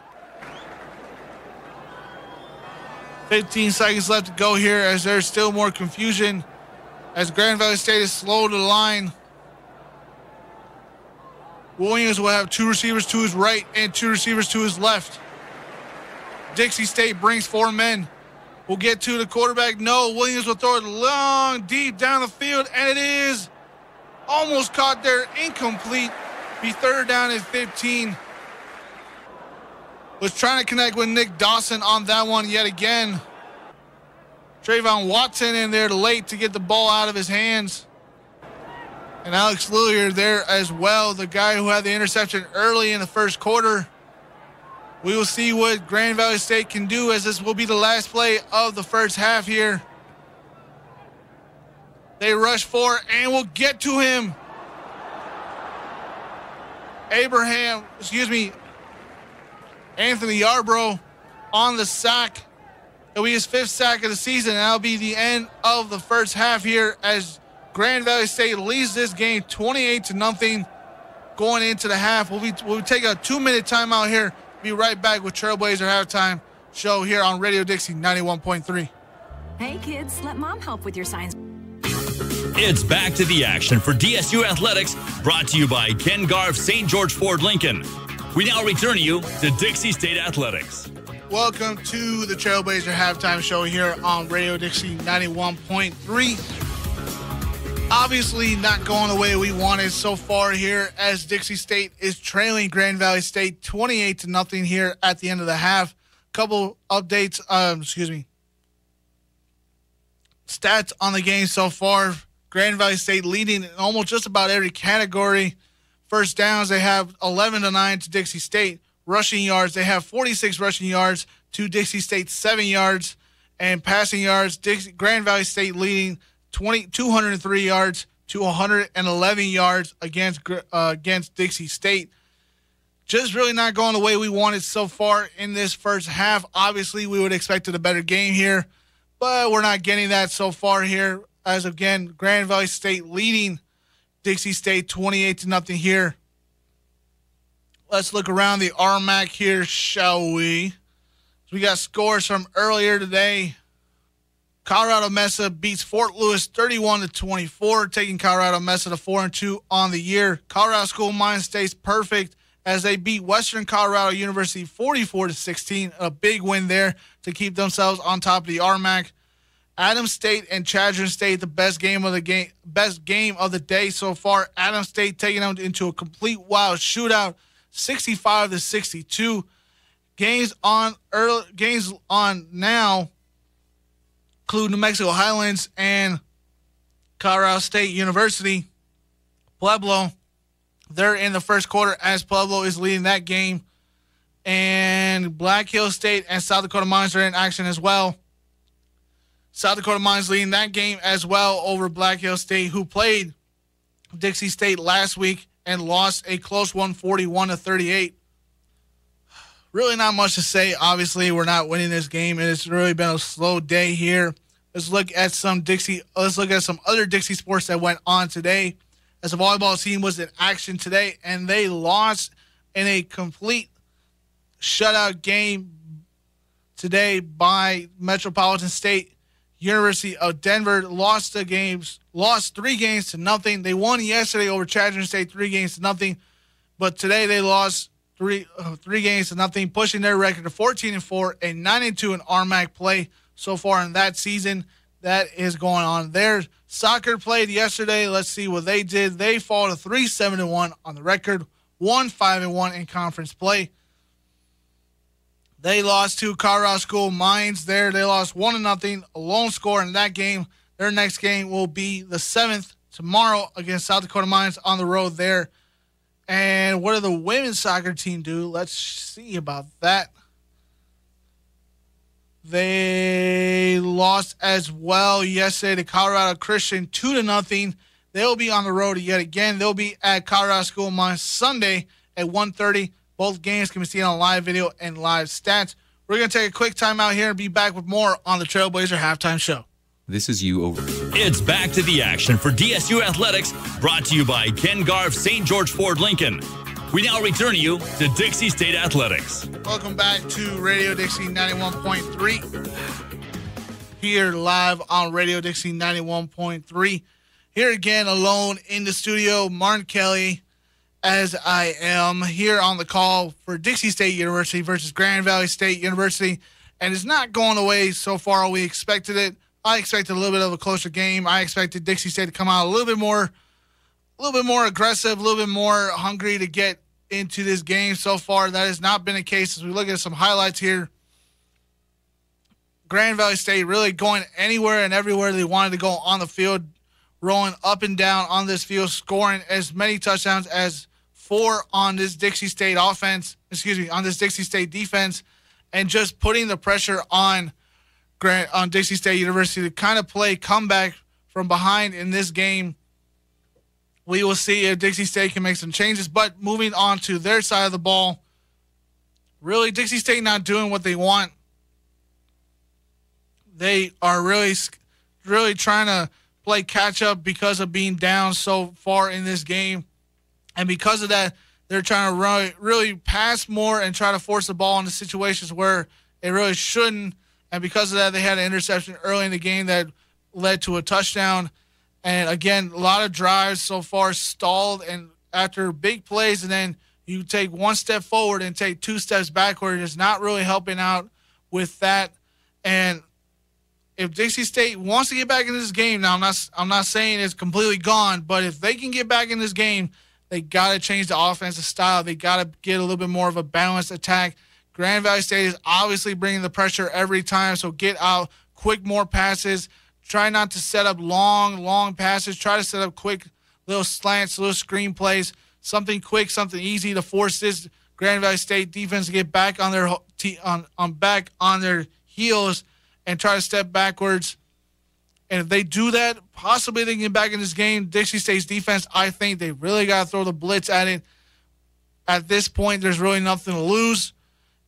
Throwing the blitz at Grand Valley State would really get them off surprise, and then sit back on your defense in coverage and force them in long second downs and third downs would definitely help out this defense, get them off the field, and then give the ball back to your offense and try to get more points on the scoreboard. So we'll see if they can do that. Obviously, it's all skeptical. It's all just words say. You got to go do the action to provide the true statement. We'll see what they can do in this second half. We'll come right back here with more on Radio Dixie 91.3. It's back to the action for DSU Athletics, brought to you by Ken Garff St. George Ford Lincoln. We now return you to Dixie State Athletics. Welcome back to Radio Dixie 91.3 as we are starting to get underway here in the second half of Dixie State University Trailblazers versus the Grand Valley State University Lakers. Grand Valley State leading this game big, 28-0 here in the start of the second half. Grand Valley State will kick it off to Dixie State, and Dixie State will probably take over at about the 20-yard line. We'll see about that. But little second half adjustments, I believe. I talked about them real quickly, but little things that Dixie State, I think they can do to get back in this game, or at least try to balance the offense. Obviously, Grand Valley State is blitzing every time. Throw some more screen passes, throw more quick passes. Stop trying to run so many, sluggo seams and all types of long routes. Is not helping. Also, get the snaps up. There was a count of 6 low ball snaps in the first half on account of those coming on 3rd down and 4th downs. Possibly those could have been the game changers there to get Dixie State further into this game. We will see what happens here, but I think those are some adjustments. And the defense, get a little bit more pressure and get some more timing on it as Grand Valley State kicks it back off to Dixie State here. And it'll be kicked into the end zone. Isaiah Wynn just going to take a knee, and Dixie State offense is going to come back out at the 20-yard line for their first drive of the second half. Now, I said it before, and I'll say it again. Dixie State's offense has got to get more of a balanced attack here and try to put at least a touchdown on the board here. Try to get some momentum in the second half. Try to at least get something to pull the tension away and pull the momentum away from Grand Valley State, who has a commanding lead, 28-0. Michael Sanders will lead the team out again, 1st and 10 from the 25-yard line. Takes a snap. Hands the ball to Seiji. Seiji will get outside the numbers, will get a gain at about 5-yard lines. Then he fumbled the football, and it got out of bounds. Did it? Yes, it did. It'll be 2nd down and 3 for Dixie State there. A little scare right there as Seiji is not known for putting the football on the ground. Had a late fumble there and almost gave it back to Grand Valley State.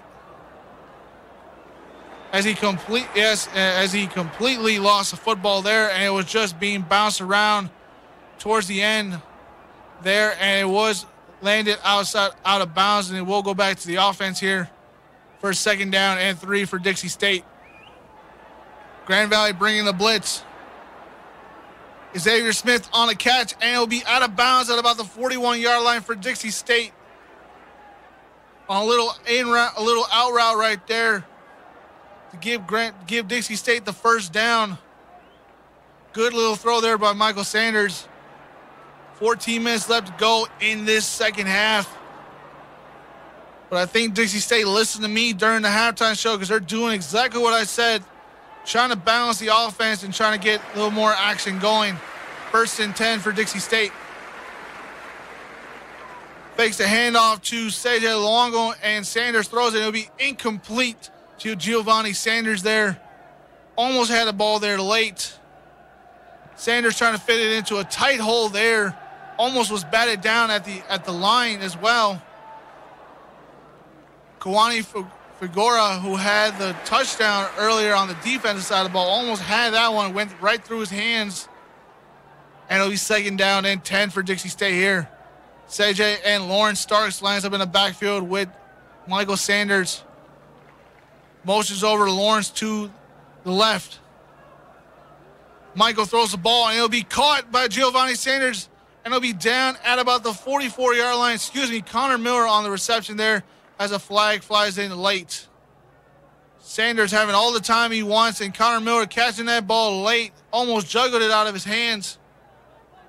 If it stands, a gain of 15. Pass interference called against Mario Johnson of Grand Valley State. They'll decline the penalty. Obviously, Dixie State will take over at the 44-yard line, 1st and 10 for this offense. Sanders takes the snap again, hands the ball to Seiji. Seiji will try to get outside the numbers, and he'll get more and he'll get out of bounds at about the 40-yard line. A gain of 5 on the play.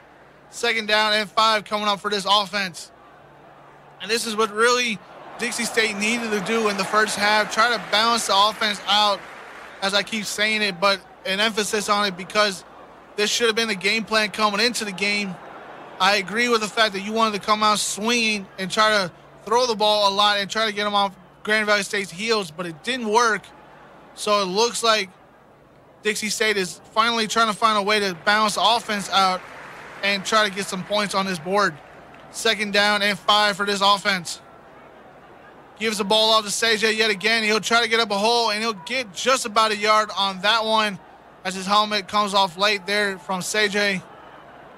Good little try to find something there. Not a really great run, but nothing really there. Was met back at the line. Possibly got a yard on that one. CJ will have to step out of the play, and Lawrence Starks will line up as the running back. 3rd down and 5 for this Dixie State offense. Let's see what Michael Sanders can do. Motions over Xavier Smith to the right. Grand Valley State bringing the blitz, throws it, and incomplete. Was trying to connect with Xavier Smith there on the little sluggo seam route. Dixie State will have to punt it yet again. And yet another drive ends in a punt for this Dixie State offense. Try to do a little too much on that one. And Josh Carlson will come out for his 5th punt of the day, as he'll punt it back to Grand Valley State. Punt is up in the air, and it is a booming kick towards the sidelines. And it will land at the 2-yard line. Great punt there by Josh Carlson to pin Grand Valley State offense within the 20. We're going to take a quick 60-second timeout here and be right back with more on Radio Dixie 91.3. It's back to the action for DSU Athletics, brought to you by Ken Garff St. George Ford Lincoln. We now return you to Dixie State Athletics. Welcome back to Radio Dixie 91.3 as Grand Valley State starts their first drive on their own 2-yard line. 1st and 10, and they hand the ball off again to Provinger on Grand Valley State's side, and he'll get a gain on about 4, making 2nd down and 6 coming up for Grand Valley State. Good little run there. Again, Provinger being the leading running back today for Grand Valley State, as Grand Valley State still leaves their ones out there. Bart Williams is still the quarterback. Williams looking downfield, throws it to the corner, and incomplete. Was trying to connect with number 5, Austin Party, his leading receiver on the team, who has 2 touchdowns already in this game. Make it 3rd down and 6 for Grand Valley State on their own 4-yard line. Looking at the numbers so far, again, Grand Valley State leading in every category. They have about 254 yards total offense to Dixie State's 153. 3rd down and 6 here as Williams will take a late hit, and it'll be incomplete. They'll have to punt it, but what I was saying was 254 yards to 153 yards. Not a great margin of difference, but yet the only reason why that is the difference is Dixie State has had numerous drives short out and not any points on the board, and Grand Valley State's able to get up and down the field and score some touchdowns, as they have 3 touchdowns on offense and 1 touchdown on defense, and it's creating problems for Dixie State. Dixie State is lined up to bring the pressure here on this punt. It will get away, and it will be fair catch by Xavier Smith, and he will step out of bounds at the 44-yard line.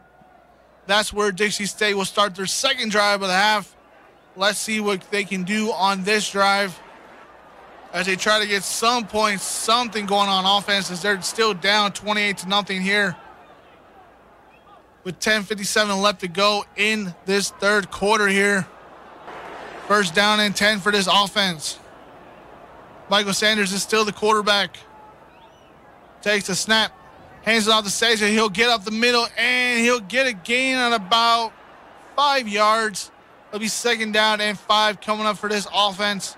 Again, CJ really the only guy on his offense has been trying to carry this team for the last few weeks, as they've had a 4-win streak here. As now Easton Smith will check in as quarterback for this offense.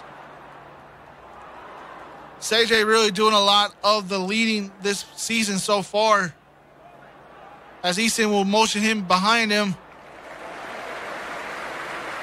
Easton will keep the snap and will run for the first down and more. He'll be down at about the 42-yard line on Grand Valley State side of the ball. Good little keep run there, as everybody was fooled on that play.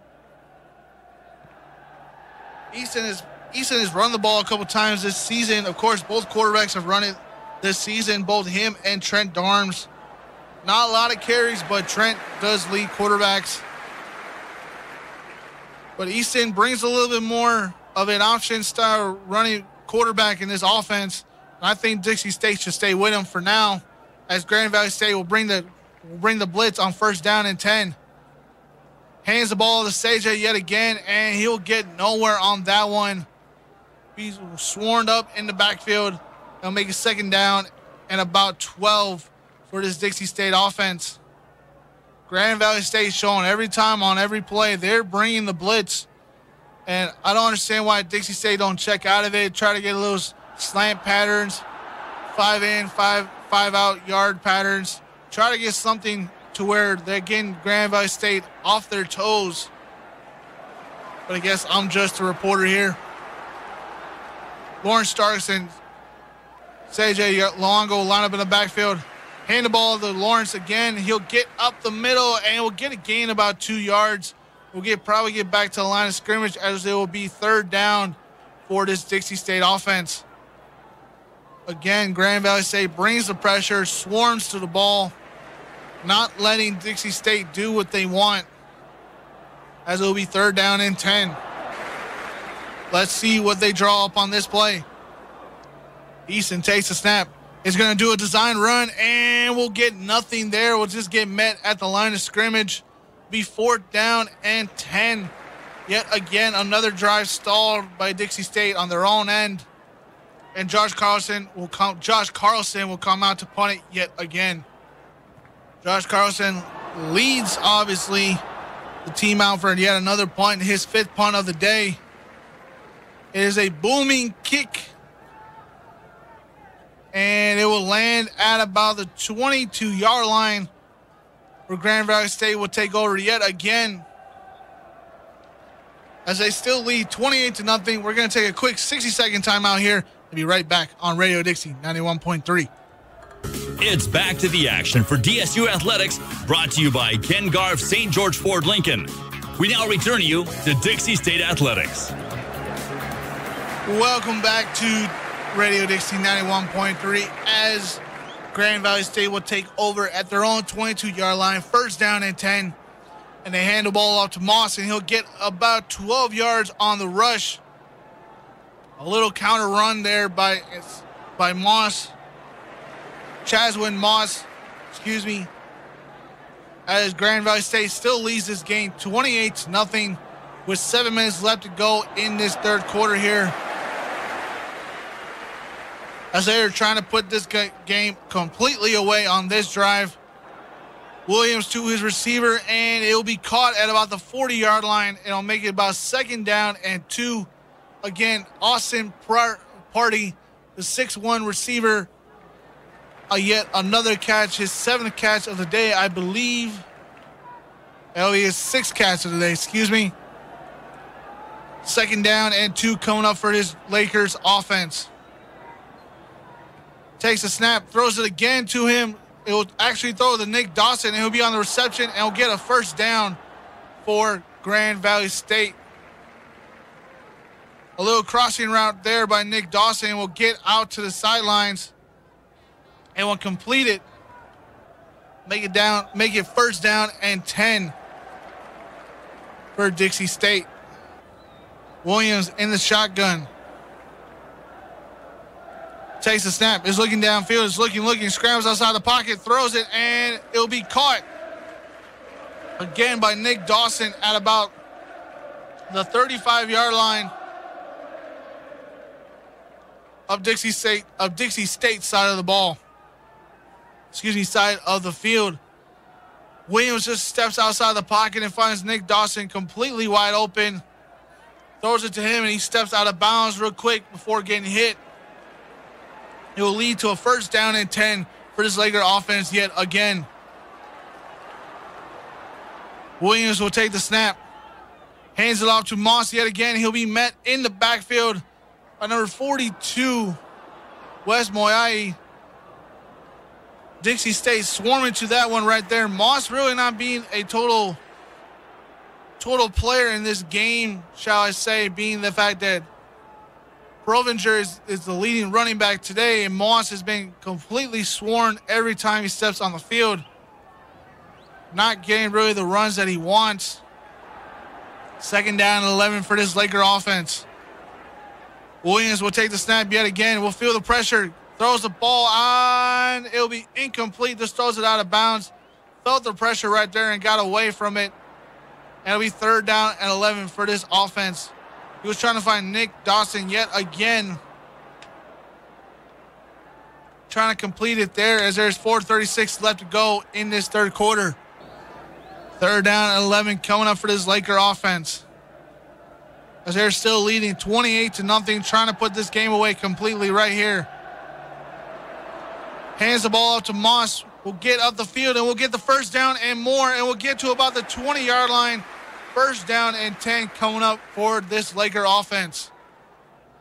And Moss just found a little seam right there and ran it up. Broke a couple tackles, a couple spins right there. Got away from the Dixie State linebackers and DBs and got a good gain of 15 to put this Laker offense on the 20-yard line and give them a first down and 10. Williams will take the snap. He's looking downfield, looking towards the end zone, and it is incomplete. Was looking for Ethan Corazanzo, number 1 on the team. Just overthrew him by a few yards there. It'll be second down and 10 for this Laker offense with 4:03 left to go in this in this third quarter. Second down and 10 coming up. Dixie State trying to bring the pressure here. They have 5 guys in the box. Blitz comes and got away from it. Provinger will get to about the 10 to the 5, and it'll be out of bounds at about the 4-yard line. Dixie State able to pick up the blitz there. Jack Provinger being able to get up the middle and just get away from everybody and get to about the 4-yard line. A gain of 15 on the play. A timeout. No injured players on the field. It looks like Mike Jones is hurt after making the tackle there. We're going to stay here with you on Radio Dixie 91.3. Mike Jones is trying to make the tackle at the end of that play and just looks like he got banged up a little bit there.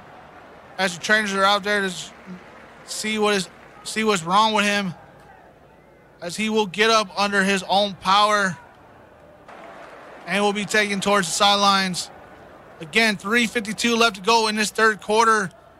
Grand Valley State leading 28-0 as it'll be first and goal for them. Lakers offense comes back out to the field. First and goal from the 4-yard line. Williams in a jumbo set on the line. Looks towards the end zone, throws a fade, and incomplete, but the flag will come in, and it'll be definitely pass interference on Darren Jones. All over him on that play. Let's see what the call is, but I bet I know what it is. Ball's in the air. They're going to call pass interference. Put the ball on the 2-yard line.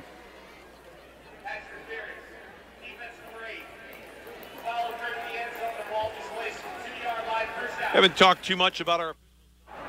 So you heard right there. It'll be pass interference. The ball will be placed on the 1-yard line. Darren Jones grabbing him all over the field. As Mike Packard is the leading referee on this team. On this field for this officiating team. Again, Laker offense brings out the jumbo set. Moss will try to get to the end zone, and he will not get there as he was swarmed by Dixie State's defense there. He'll get back to the 1-yard line. Make it second down and goal for this Laker offense. Dixie State really not the best goal line defense, but they try to put up as much as they can to stop teams. They were kind of successful last week against Black Hill State.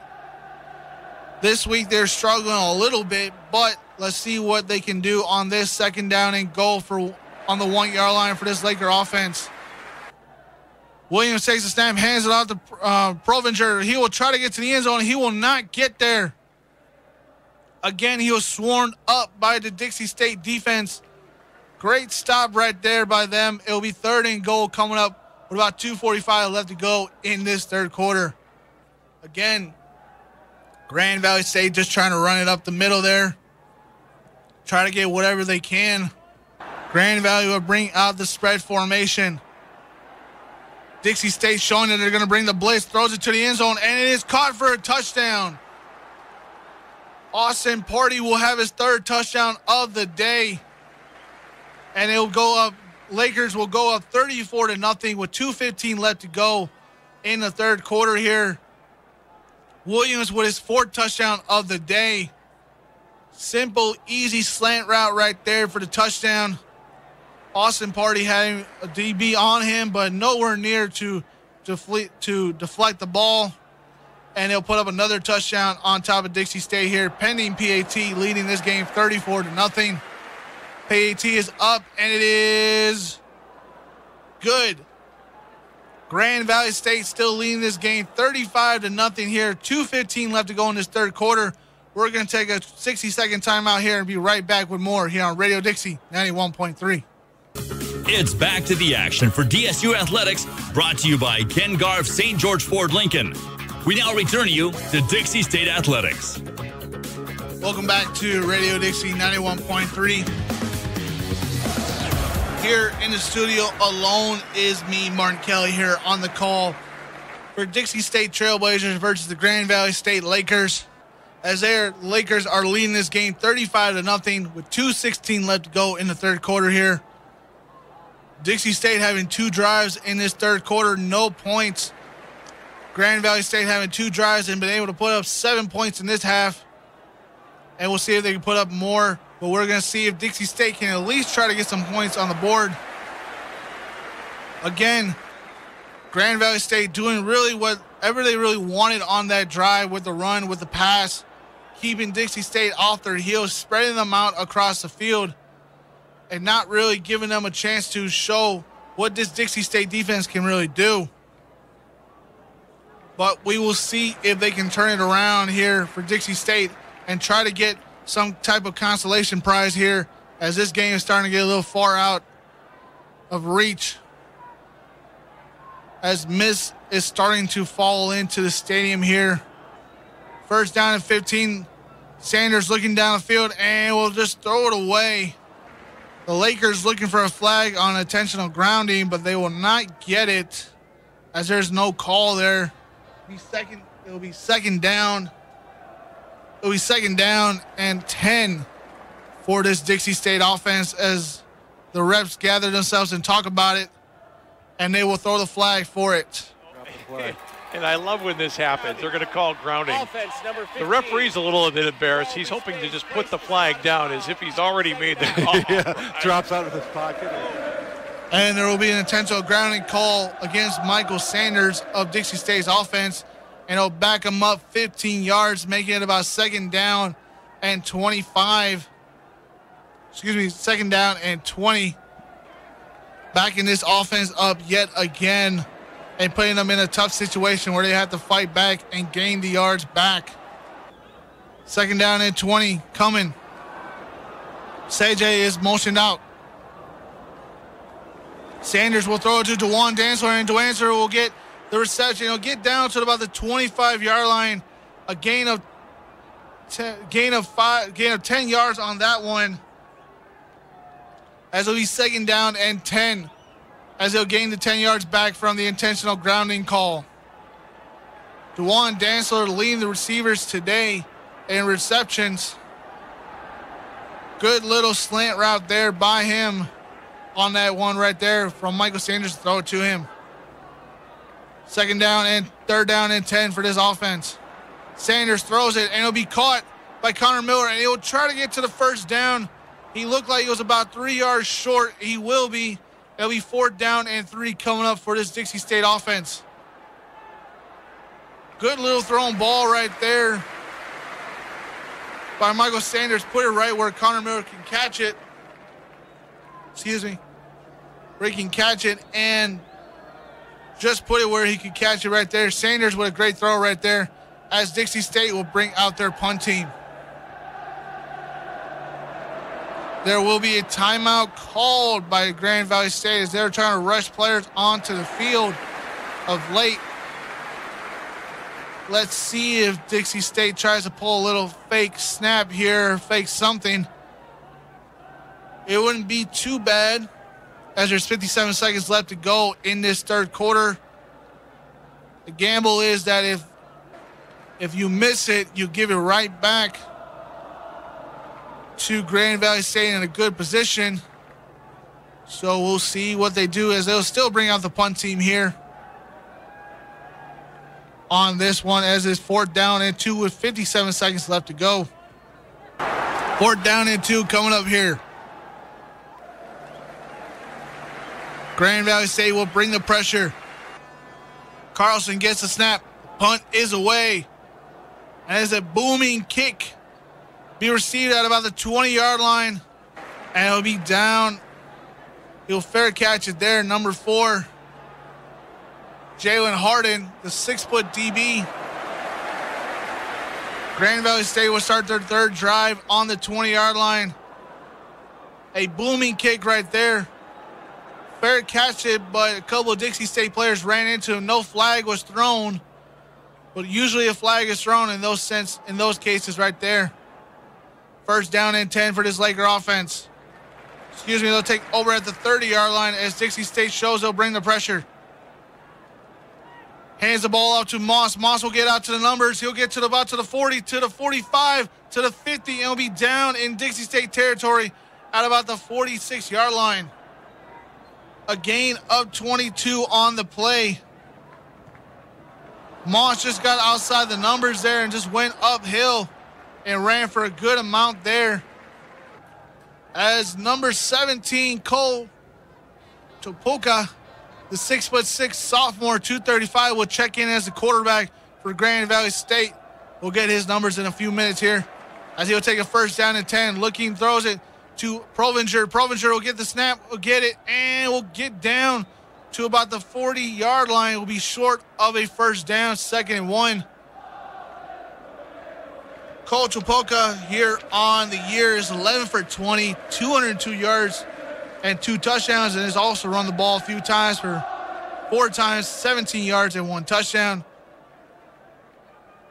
Here, he'll take over as the team. We're going to take a quick timeout here, 30-second timeout. We'll be back with more here on Radio Dixie 91.3. Some of America. It's back to the action for DSU Athletics, brought to you by Ken Garff St. George Ford Lincoln. We now return you to Dixie State Athletics. Welcome back to Radio Dixie as Grand Valley State takes over at their own 45-yard line.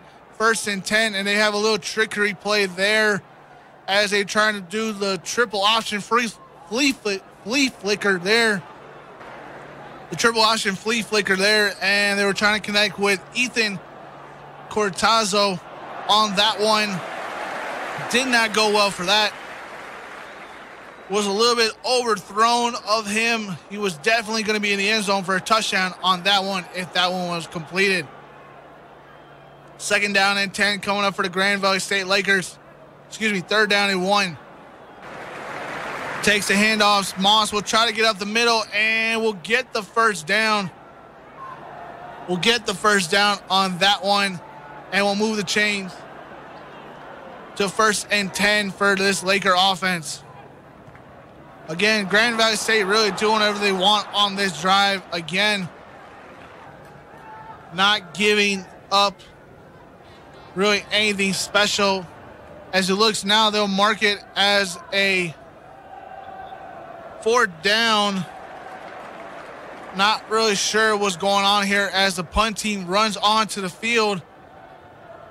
And it looks like Grand Valley State's going to call a timeout here because of the confusion. It'll be 4th down and 1, and Grand Valley State will have to punt it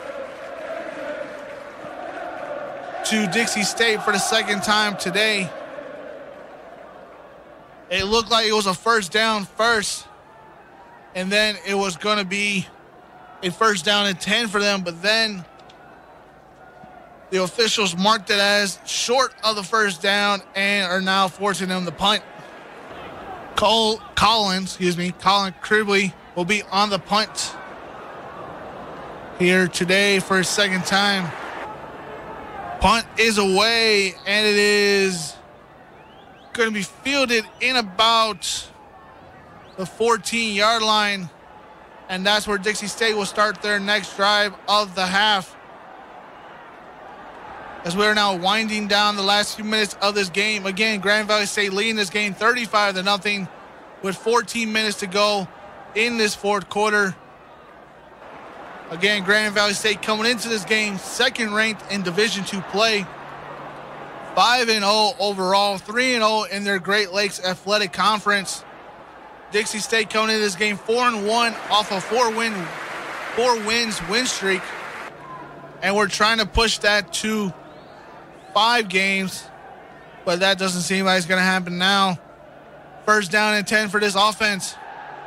Easton hands the ball to Seiji. Seiji will try to get up the middle and will get about a yard on that one, as Easton looks to be the permanent quarterback in this game from here on out.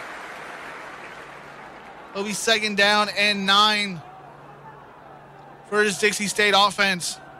And really all that Dixie State has been doing has been shooting themselves in the foot today. It really hasn't been much what Grand Valley State has been doing other than bringing a little blitz on every play. Dixie State really drawing themselves out of calling plays that don't make any sense. 2nd down and 9. Easton will throw it to his receiver on Giovanni Sanders. It'll be incomplete. Make it 3rd down and 8. Again, they fake the handoff to Seiji Luongo there, trying to get the defense off their toes and trying to fit the ball into Giovanni Sanders there. It did not work. We will see what they call on this 3rd down and 8 here on their own 14-yard line. 3rd down and 8 coming for this offense. Xavier Smith is motioned over to the left. Takes a snap. Is looking downfield, looking. Scrambles outside the pocket, throws it, and it is incomplete. Was trying to connect with Xavier Smith on that one. It'll be 4th down and 8. Carlson will come out to punt yet again for the 7th time today. Another drive stalled by Dixie State. And they'll have to force the punt in their own 20-yard line. Good thrown ball there by Easton Smith to Xavier Smith. It just didn't connect on that one. And the punt team has to come out yet again. Carlson on his own 1-yard line. The punt is away and it is a booming kick. And it will get out of bounds at about the 34-yard line there. It'll be 1st and 10 for Grand Valley State.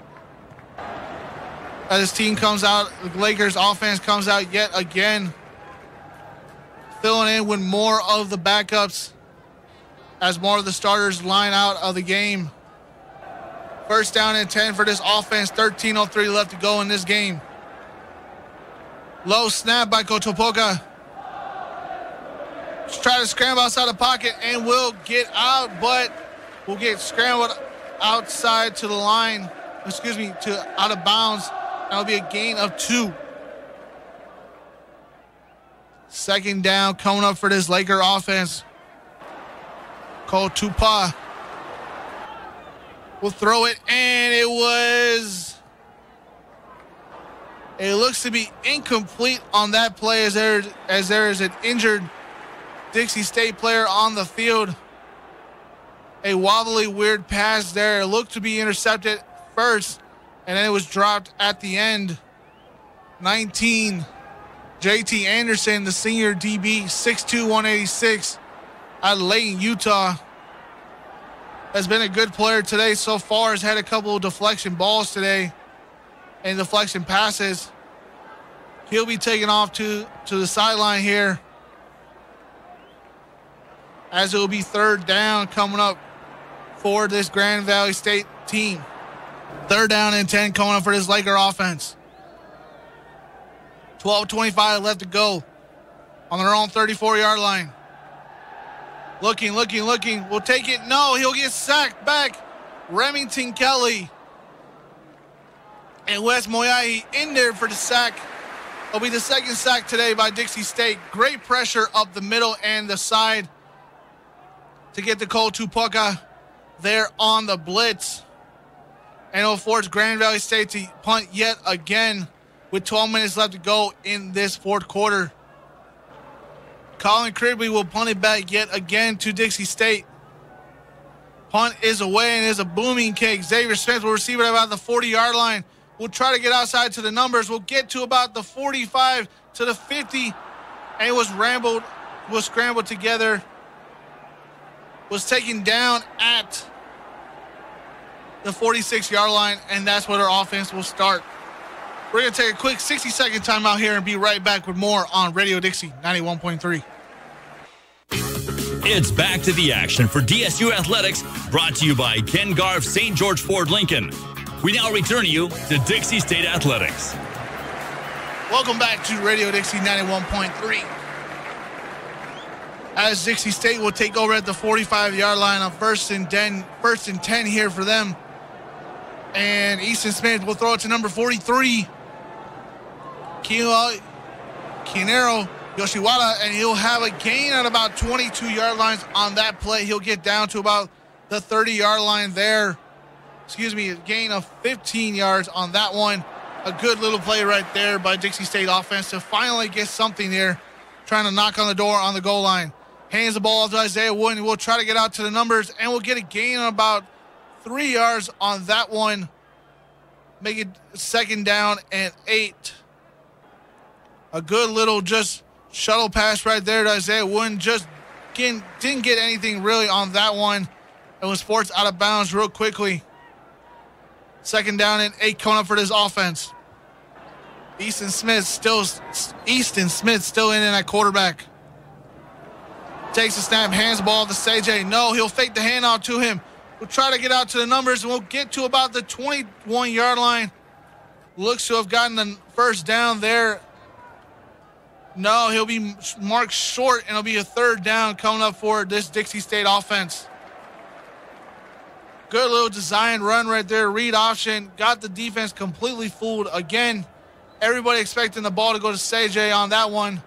And Easton Smith just took it up for a good gain of 7 yards on that one. Third down and 1. Coming up. Easton takes the snap. Hands the ball to CJ. CJ will get up the middle and get to about the 14-yard line. There, a gain of 7. Be first down and 10 for this Dixie State offense with 9:40 left to go in the game. CJ Luongo not really running the best way he can today. Obviously being shut down all day today. Averaging just a little bit over 1 yard a carry. Let's see what they can do on this first down and 10. Snaps the ball. Ball was snapped badly, but it was given off anyway. Yoshikawa still got the reception there. A bad snap there by the O-line. Easton Smith got it up again. Got it off again. Yoshikawa just took it down to about the 4-yard line there to get first down and goal to Dixie State. First down and goal for them at the 4-yard line. 8:48 left to go in this fourth quarter here. Easton takes the snap, hands the ball to Lawrence. No, he'll fake the handoff and will throw it to the end zone, and it was a touchdown. Kanero Yoshikawa with his first touchdown of the season. It will give Dixie State points on the board, making it 35-6, a pending PAT. Finally, Dixie State gets on the board here late in the fourth quarter. A good little read option play there. faked the handoff to Seiji Luongo, got the defense looking, and found Yoshikawa in the back of the end zone. Kick is up. And it is good by A.J. Jurgensen to make this game 35-7. Finally, Dixie State gets on the board. A little consolation prize right there. Again, this does not affect them in the RMAC standings. They're still 4-1 as this is a non-conference game. This will be the only non-conference game for Dixie State from here on out through the season. And this was the second of 3 non-conference games for Grand Valley State. As the kick is up, and it was a fair catch by Provencher at the 30-yard line. And it'll be first down and 10 for Grand Valley State. If the lead stays as it is, with 8:37 left to go, Grand Valley will go 6-0 on the year, still competing with the top teams in Division II, and Dixie State will fall to 4-2. We'll see if that stands as Kobatal hands it off to his running back, and he'll get a gain on about 15 on the play. Will be met at the 50-yard line. Number 22, I'll run VCA with a gain of about 15 on that play there. Kotupoka. It's going to be hard to say for the next 5 minutes on that name. Kotupoka handed the ball off to him, and he got right up the middle on Dixie State's defense there. Good little run with about 8 minutes left to go in this game here. First down and 10 for them at the 44-yard line. He'll hand the ball off yet again to him. He'll hand the ball out again to VCA, and he will get nothing there as a flag flies in late. Let's see what the call is. As will be a holding call against Grand Valley State. Backs them up 10 yards, pushes them back to the 34-yard line, and makes it first down and 20. No, it will not. It will just be second down 11. I'm a little confused by that, but second down 11 there for Grand Valley State. They'll hand the ball to the VCA, and he'll get up the middle for a gain of 12 yards. He'll be down at the 40-yard line. They called a holding call against Grand Valley State. It looks like it stood. Maybe they called it off. I'm not sure. But anyway, VCA got up the middle and got a gain of 12 on that one to give Grand Valley State a first down on their own 40-yard line. First down and 10, 7 minutes left to go in the game. Grand Valley still leading 35-7 as they'll hand it out to VCA again. He'll try to get up the middle, and we met back at the line of scrimmage. Nothing there. Be second down coming up. Still with the clock running here. 6:40 left to go.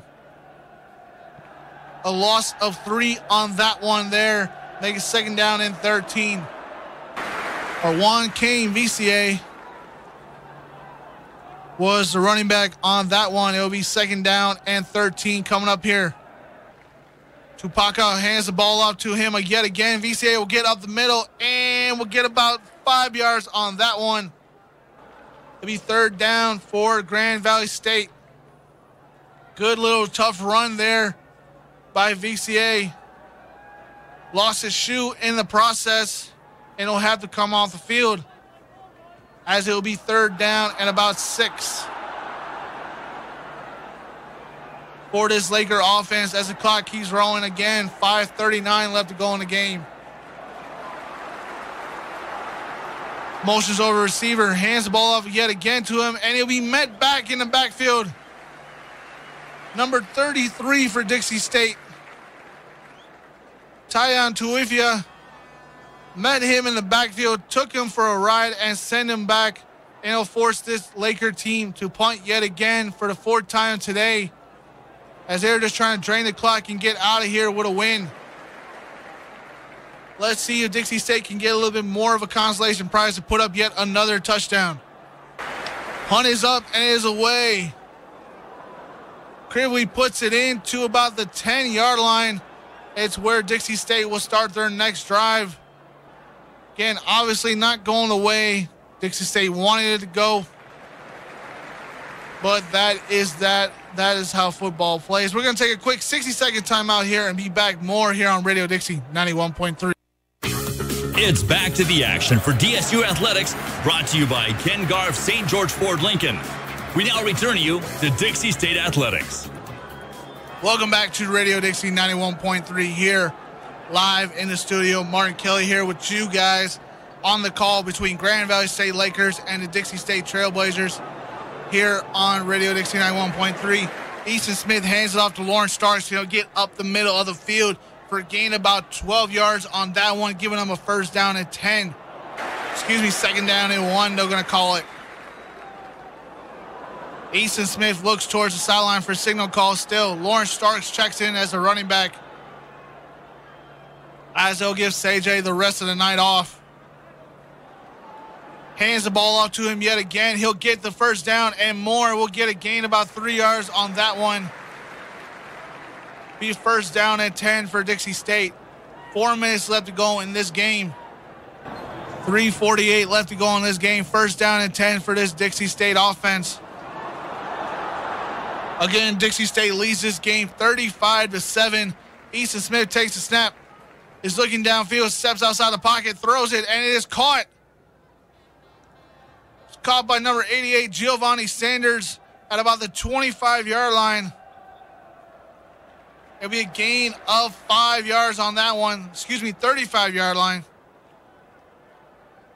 Easton stepping outside the pocket right there and just finding Giovanni Sanders in the middle of the field. Good catch right there by him. Give this Dixie State offense some hope. Something is better than nothing. I got to say that. Actually, it'll be a first down. Hand the ball off yet again to Lawrence. Lawrence will cut back towards the middle of the field to about to the 40, to the 50, and will step out of bounds at about the 49-yard line.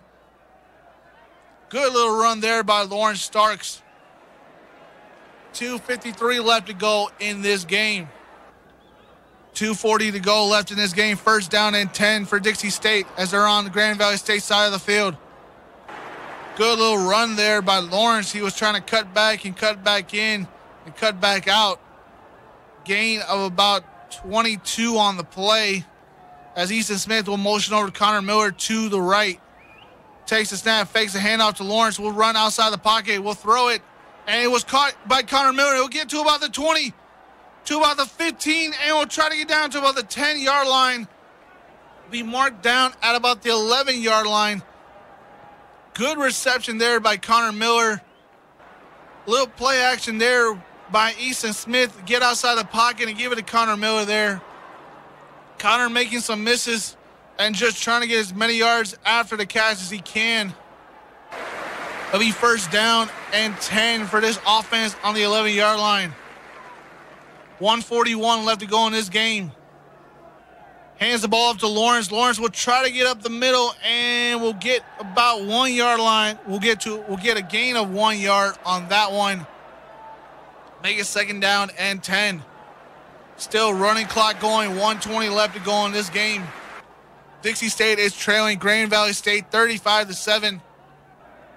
Second down and 10 coming up. Easton takes the snap. No, looking towards the sideline. Again, he'll take the snap, and flags will fly. It'll be a false start on Dixie State here. Let's hear from the refs. State. The Trailblazers, well, they're aptly named because if you traveled the way these guys did, you'd have to forge some new paths to the places that you're going to during the course of a season. And we looked at their schedule. We talked about those long trips to Colorado. Is elected to take a timeout to avoid the 10-second runoff. Timeout. So now they're going State. to do what Grand Valley did in the first half. So timeout there by Dixie State to avoid the 10-second runoff. As it will be second down and 6. It'll be second down and 16 for this offense. 47 seconds left to go here in this game. As we look a little ahead towards next week, it'll be against Western State, Colorado for Dixie State here home. It'll be Kids Day, as that game will be at 1 o'clock. We'll have that game live here on Radio Dixie 91.3. Again, a loss here does not hurt them that much. In the overall record, they'll drop to 4-2. In the RMAC play record, they'll stay at 4-1 and still be tied first, second in the conference. We will see what we do next week against Western State Colorado as Grand Valley State looks towards their next game after this second down and 16. Throws it towards the end zone, and it is caught for the touchdown. Casey Allison, the redshirt junior, on the reception by Easton Smith. Great little touchdown throw there, a little seam route through the middle of the defense. And Casey Allison, his first touchdown of the season there. The redshirt junior, been mainly a backup all season, been on special teams a little bit. Good run there. Pending PAT makes this 35-13. Kick is up, and it is good. Be 35-14, 42 seconds left to go. Easton Smith to Casey Allison on a touchdown. We're going to step away here for a quick 60-second timeout here and be right back with more here on Radio Dixie 91.3. It's back to the action for DSU Athletics, brought to you by Ken Garff St. George Ford Lincoln. We now return you to Dixie State Athletics. Welcome back to the final seconds here in Dixie State. Trailblazers versus the Grand Valley State Lakers. As this game is all about wrapped up with A.J. Jurgensen kicking it back off to Dixie State. As A.J. just kicks it out of bounds, the flag will fly out. And Grand Valley State will take over at the 35-yard line here with 42 seconds left to go. The flag is on Dixie State for the kickoff going out of bounds. Again, looking forward to next week's game between Western State, Colorado for Dixie State, as that game will be a redemption game after falling here today. Try to get their momentum back and forward. After winning 4 straight games, the first time in Dixie State history that's ever happened. We played junior college ball, we played Division III, and we're now playing Division II. The first time in Dixie State history that's ever happened. That is incredible, but today they'll take a loss, the second loss of the season for them, as they will fall to 35-14 to Grand Valley State. Grand Valley State will move on to 6-0 on the season. Dixie State will fall to 4-2 as this game is all wrapped up here. Dixie State will get back on the plains tomorrow morning, get here tomorrow afternoon, and we'll get right back to work. Again, they got to get ready for Western State, Colorado, as they lost today, 44-16, Colorado School of Mines. But don't make any sudden decisions. The fact that Dixie State will win that game. We'll see what happens on the field. We're going to be right back after a couple short messages here with the post-game show here on Radio Dixie 91.3. It's back to the action for DSU Athletics, brought to you by Ken Garff St. George Ford Lincoln. We now return you to Dixie State Athletics. Welcome back to Radio Dixie 91.3 here on Radio Dixie 91.3 as we get into the post-game show here. Obviously, Dixie State falling to 4-2 on the year after losing 35-14 to Grand Valley State. Grand Valley State will go 6-0 on the year. They will face Ferris State next week. Ferris State, another great team, another great Great Lakes Athletic Conference team for Grand Valley State. So that's going to be a good one there. Obviously, let's get a little updates from the RMAC here as we try to, as sometimes the websites do not work. And yeah, they're not working right now. Oh, well, we'll check back into that. But other scores that did happen earlier today did include Colorado Mesa University beats Fort Lewis 31-24. It takes them to 4-2 on the year. Fort Lewis falls to 1-5 on the year. Western Colorado University went up against Colorado School of Mines. Colorado School of Mines stays perfect 6-0 on the year, beating Western Colorado University 44-16. Adams State and Chadron State, the best game of the day so far today. Chadron State loses that game 65-62. Adams State goes 4-2 on the year, and Chadron State falls to 4-2 on the year. They are tied for third in the conference. We will get other scores from today, but New Mexico Highlands played Colorado State Pueblo. We assume probably Colorado State Pueblo was leading that game, and South Dakota Mines went was playing Black Hill State, and I assume South Dakota Mines is winning that game as well. Looking towards this game we just played, Dixie State being outplayed in every sense of the word by Grand Valley State. Grand Valley State had 136 yards on the ground, 246 yards through the air. Though Dixie State had more passing yards, they had 253. It did not help as they lost this game. They had just about the same amount of first downs and rushing attempts and passing attempts, but overall Grand Valley State was the better team in this whole game. Obviously, that is a lot more than we can ask for. We'll look towards next week. Obviously, again, I mentioned it in the game as well. Dixie State will be taking on Western State Colorado next week at 1 o'clock. We'll have that game live here on Radio Dixie 91.3. To say a player of the game, really, I would have to say just in long terms from Grand Valley State, it has to come from Bart Williams, the quarterback, 16 of 28, 237 yards, 3 touchdowns, and 1 interception in the game. His first interception of the season. I got to say he was the best player on the field today. Obviously, Austin Party, the receiver, has 6 receptions for 121 yards and 3 touchdowns. Overall, Grand Valley State played a lot better than Dixie State, but Dixie State, I guarantee, will bounce back and we'll have another great second half of the season. We'll see what happens next week. Thank you for tuning in for another great game here on Radio Dixie 91.3. You've been listening to Dixie State Athletics on Radio Dixie 91.3, brought to you by Ken Garv St. George Ford Lincoln. For more information on Dixie State Athletics, DixieStateAthletics.com. Thanks for listening to Radio Dixie 91.3.